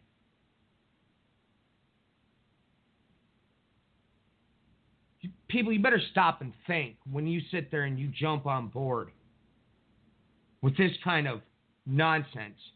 Maybe take a walk in their shoes. And the biggest thing I'll point out, riddle yourself the Good Samaritan. And I shouldn't even have to be bringing this discussion up, but all considering I'm seeing the same nonsense is being floated out there again in your, as they tried to call them, Christian nationalist circle or crusader circles. Unfortunately, I have to spend time on it once again after I have been repeatedly stating the same thing nonstop. Now, to move back into news. Earlier this week, a whole string of stories began to come out concerning Israel releasing documentation showing that they had satellite footage where every Iranian base was.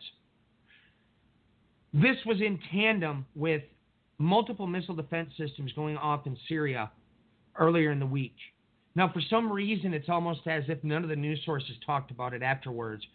But on the ground, coming from the Syrian forces themselves and even backed by the Russian soldier that had to stop it, the attack, they had stated that it was the Pentagon and the Israel that were behind the cyber attack on their missile defense systems. Now, as I explained last night, to go back over the top of it, America's good, Cybercom and all their cyber warfare units, all the hackers they bring in, because, look, they find good hackers, they bring them in, give them a job in the government. Nonetheless, they're good. But I'll tell you right now, Israel definitely outweighs them by 1,000-fold. And if you're going to do testing on strikes, that's the best way to do it. If you can disable those air defense systems by using cyber attacks, yes, that's a way to do it. Also, other little details have been released throughout the week. There were statements that it claimed that were coming from Israeli defense people on the ground, and this actually might be the case that this is being done, that, once again, Israel was behind the attack on the T4 air base in Homs last week. Why I state that it might be coming out because, well, you would release information like that to make certain that you threaten and let Iran know that, look, we know where everything is. We're not playing around with you. You better back off. That's a nice way to paraphrase it. Strangely enough, we had another story that came out this week out of it's either the Washington Post or the Washington Times. Then on top of it, turned around and said that it's been confirmed that the United States and Israel had been on the phone with each other before the attacks transpired on that Homs air base. But here's the problem. I caught anomalies in the article that didn't add up with the other facts that have been reported actually from the ground. For instance, I brought up that article from The Nation a couple weeks back, brought it up on my broadcast that I did on Overt Attention Show, as well on the episode about Hamas. They stated that they used old Soviet-era missiles when that completely contradicts what information has been released from the ground. They threw an entire barrage of what to kind of break it down, junk missiles towards that Israeli plane. It was a highly technologically advanced electronic warfare plane that was obviously refitted with all the equipment. And as Matthews brought up time and time again, that happens with every piece of hardware, military hardware that Israel buys. They threw an entire barrage of these garbage missiles, and one highly advanced missile was hidden in that barrage, and that's what took out the Israeli jet fighter, that F-16, the electronic warfare bird. And yet, Washington Post contradicted this. There were other contradictions in there. And that kind of honestly made me question the reliability of that story. I could go into further details as to why, but, we need to kind of watch for little anomalies like that. The contradictions are what really make things stand out. When you see them, you know something might not be right. On top of it, we had in one of the Indonesian countries, I can't remember off the top of my head, we had an assassination of its top Hamas. He was a student associated with Hamas. He was training scientists related to rockets and all kinds of stuff. The report stated that an eyewitness testimony that hasn't been verified has stated that it was two European-looking men, and of course they blamed Mossad right away. And since I'm down to that little timeline, I guess I have to skip over some of these. I'll mention this headline real quick. Folks, you might want to look for this article. Russian diplomat claims smoke barrels from Salisbury found in Syria. Oh, it's a kicker right out of TASS News Agency. We had this one come out of JNS.org. A raw deal. U.S. weapons for terror sponsors? Well, guess what? We had Trump met with Emir of Qatar, Sheikh Tamim bin Hamad Al Thani, on May 21st in Saudi Arabia. Okay, that's a picture from then, I'm sorry. This week, let's see here. So why are the Jewish leaders silent in the face of Trump's administration's announced plan to sell $300 million in advanced rocket technology to the government of Qatar? The Emir of Qatar, Tamim bin Hamad Al Thani, claimed at his White House meeting on April 10th that he doesn't help terrorists. Okay, we'll skip past that.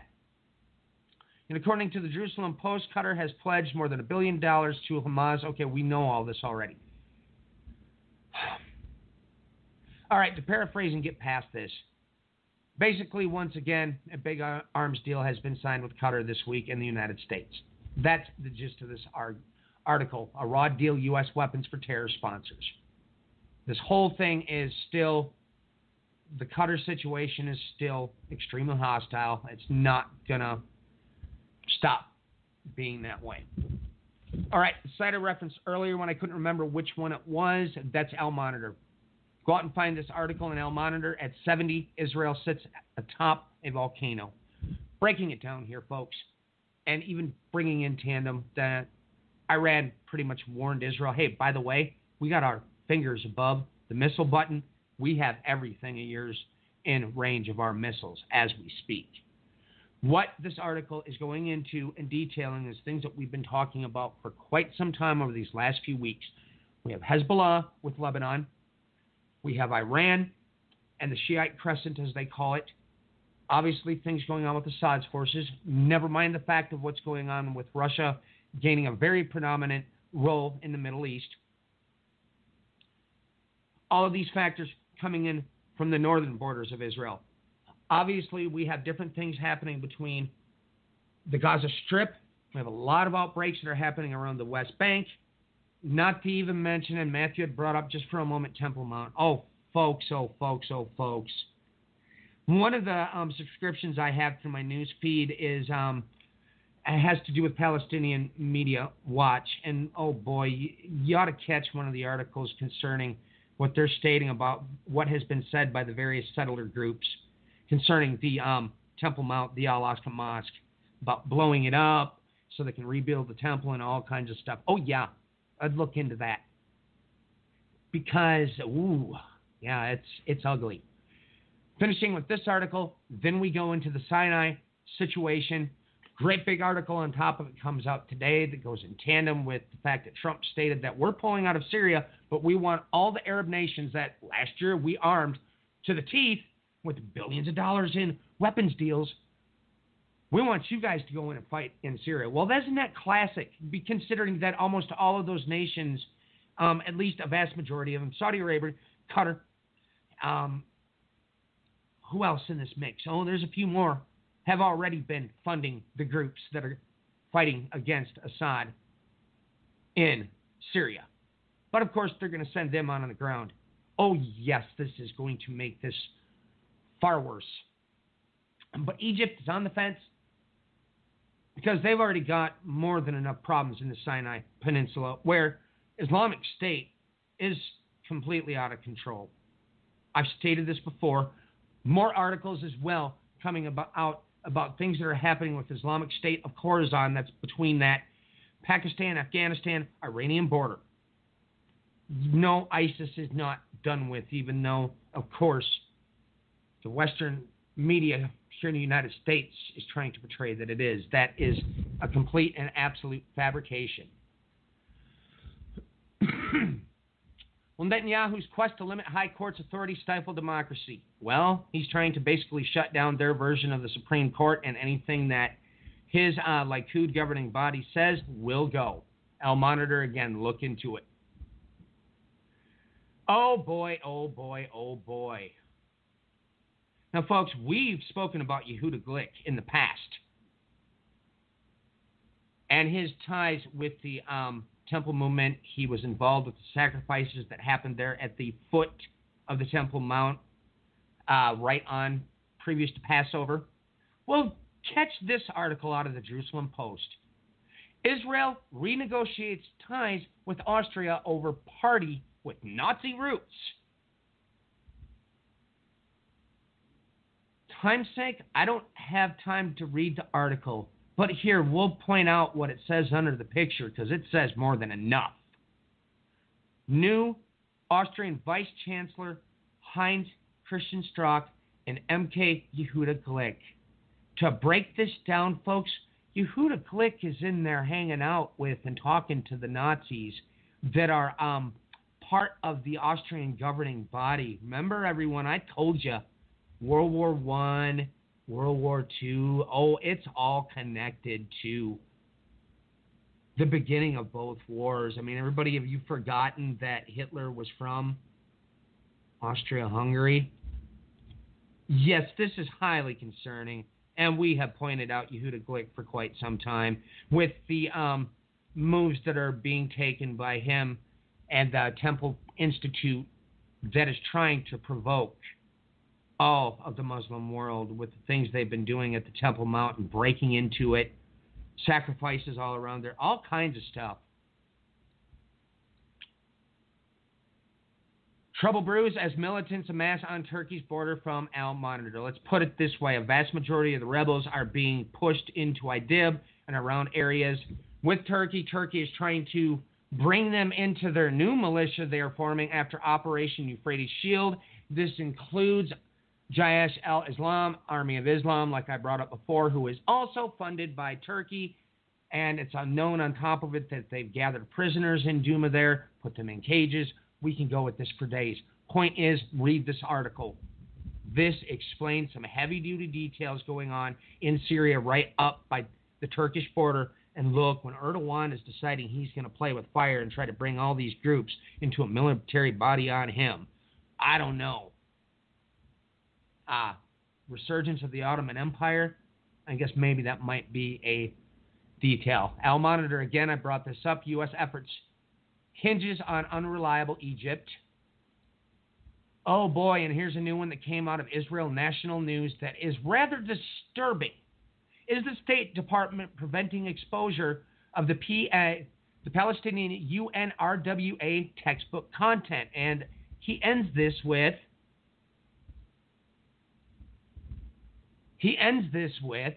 what is the U.S. State Department trying to hide and why?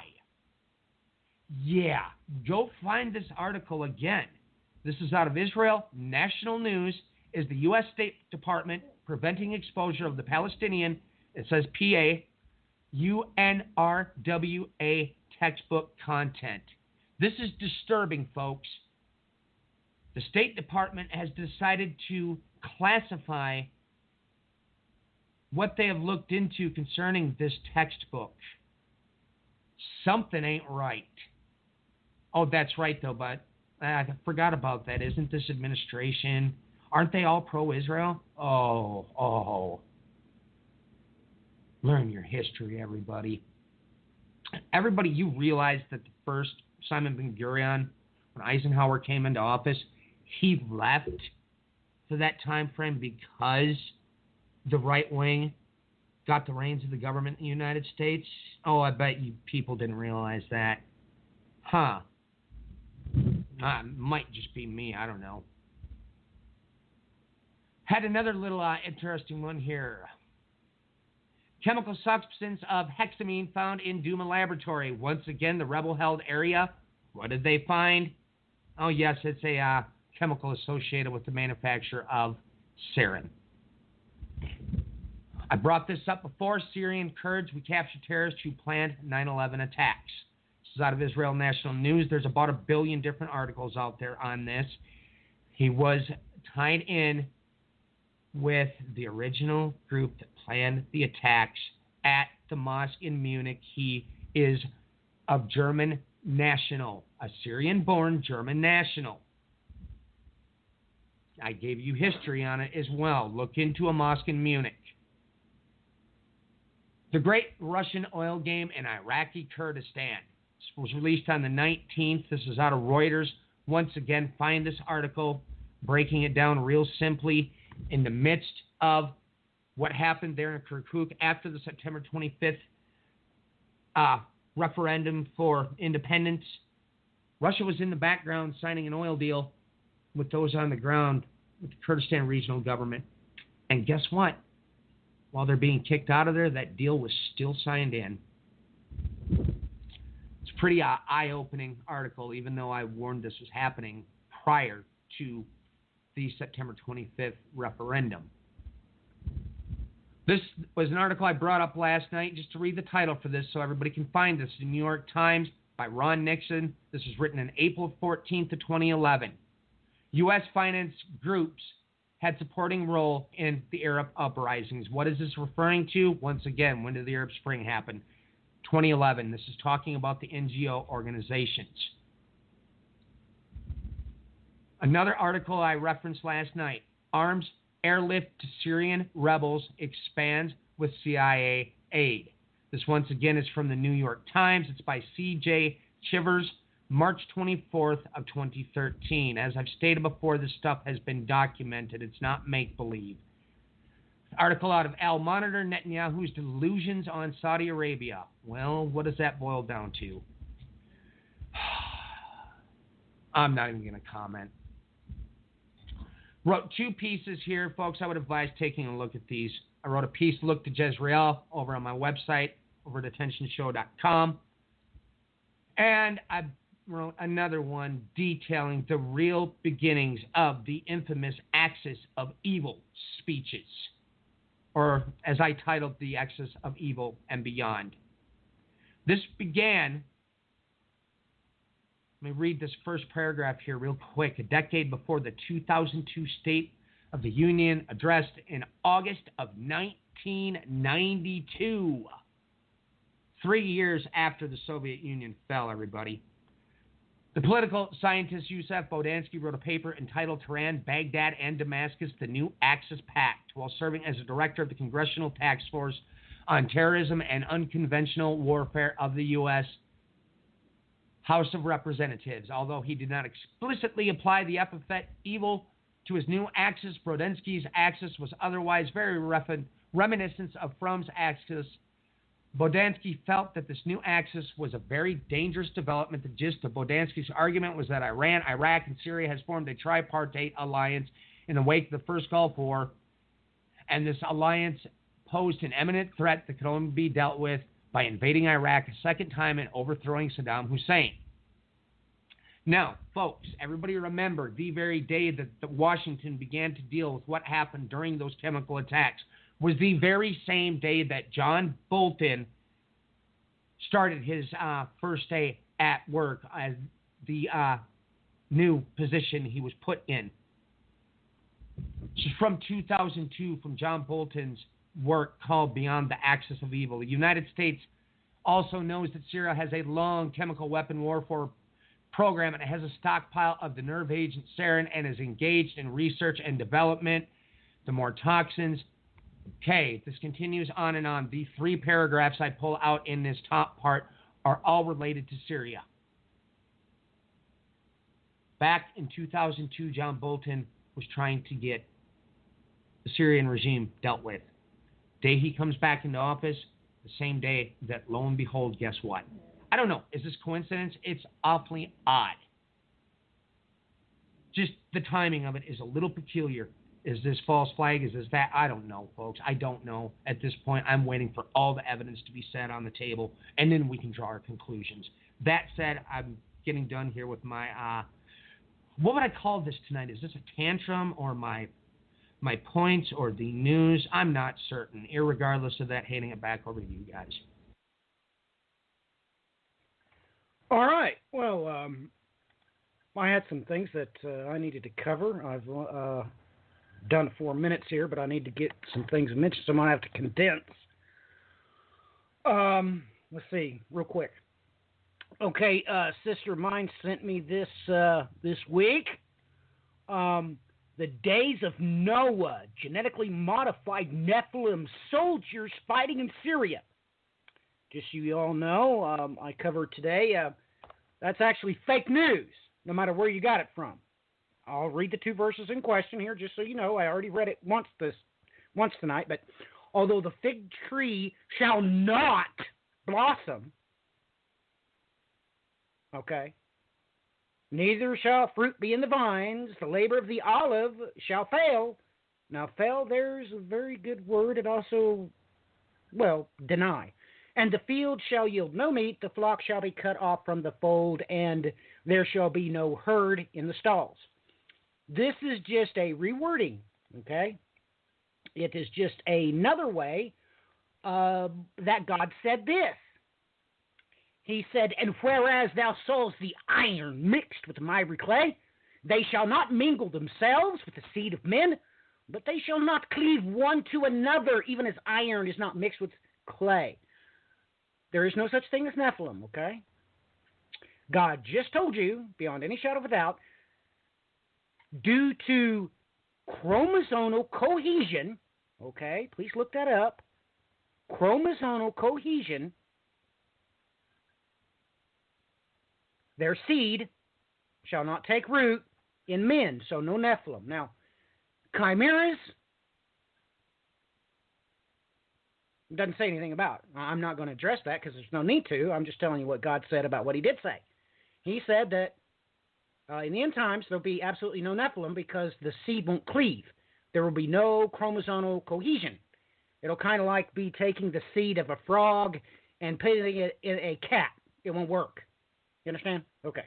All right. So, anyway, moving on.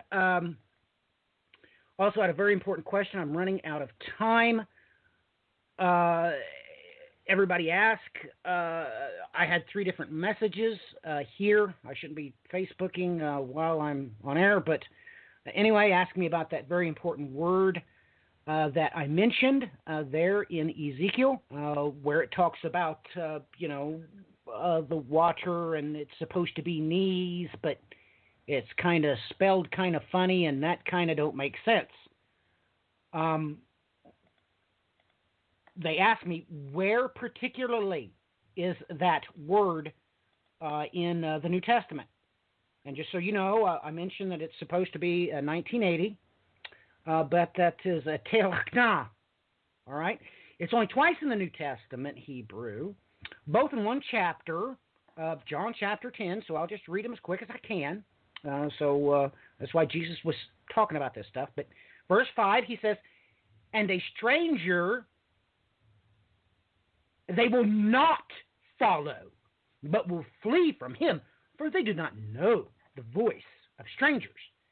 And in verse 27 of that self-same chapter, "My sheep hear my voice, and I know them, and they follow me." So that's probably prophetically pretty important. Oh my goodness, I think I'm down to 2 minutes. Let's see here. I also did some blog posts this week. You all might want to check them out. Tried to keep them all underneath 700 words. "Behold, I show you a mystery. We shall not all be raptured, but we shall all be changed." And that was 6 days ago. "Then we which are alive and remain shall not be raptured to heaven." That was yesterday. And last night about 4 o'clock, I finished the Shakespearean origins of the rapture. So please do check those out. Today I had a conversation with Michael Benoit over there on Bullet Points. He has switched up his broadcast he did over there. He has reorganized them, shortened them, removed some of the sharper content that he had before then. So look for good stuff from Michael Benoit. Good stuff. Had a couple of messages about him over the course of several weeks. Yes, Michael and I are trying to adhere to the Lord's Prayer. Surprisingly enough, Christians try to do that, but forgive us our trespasses as we forgive those who've trespassed against us. Amazingly enough, that actually it seems to work, even when I'm at fault. Concerning that incident several years ago, DeBry, of course, stood up against me. Said I was clearly wrong in some of the way I'd lost my temper, and, well, believe it or not, the Lord's Prayer. You might want to try that every now and again. Clinton, jump on here, please, and give out your contact information and everything, and say your goodbyes before we get dropped off the air. Thank you, everyone, for your support again. You can find me at my website, clintoncowatch.com, or follow me on Twitter. My handle is just clintoncowatch, or listen to me on Podbeam under the Diligent Watchman. Thank you again, and may God guide you on your journey.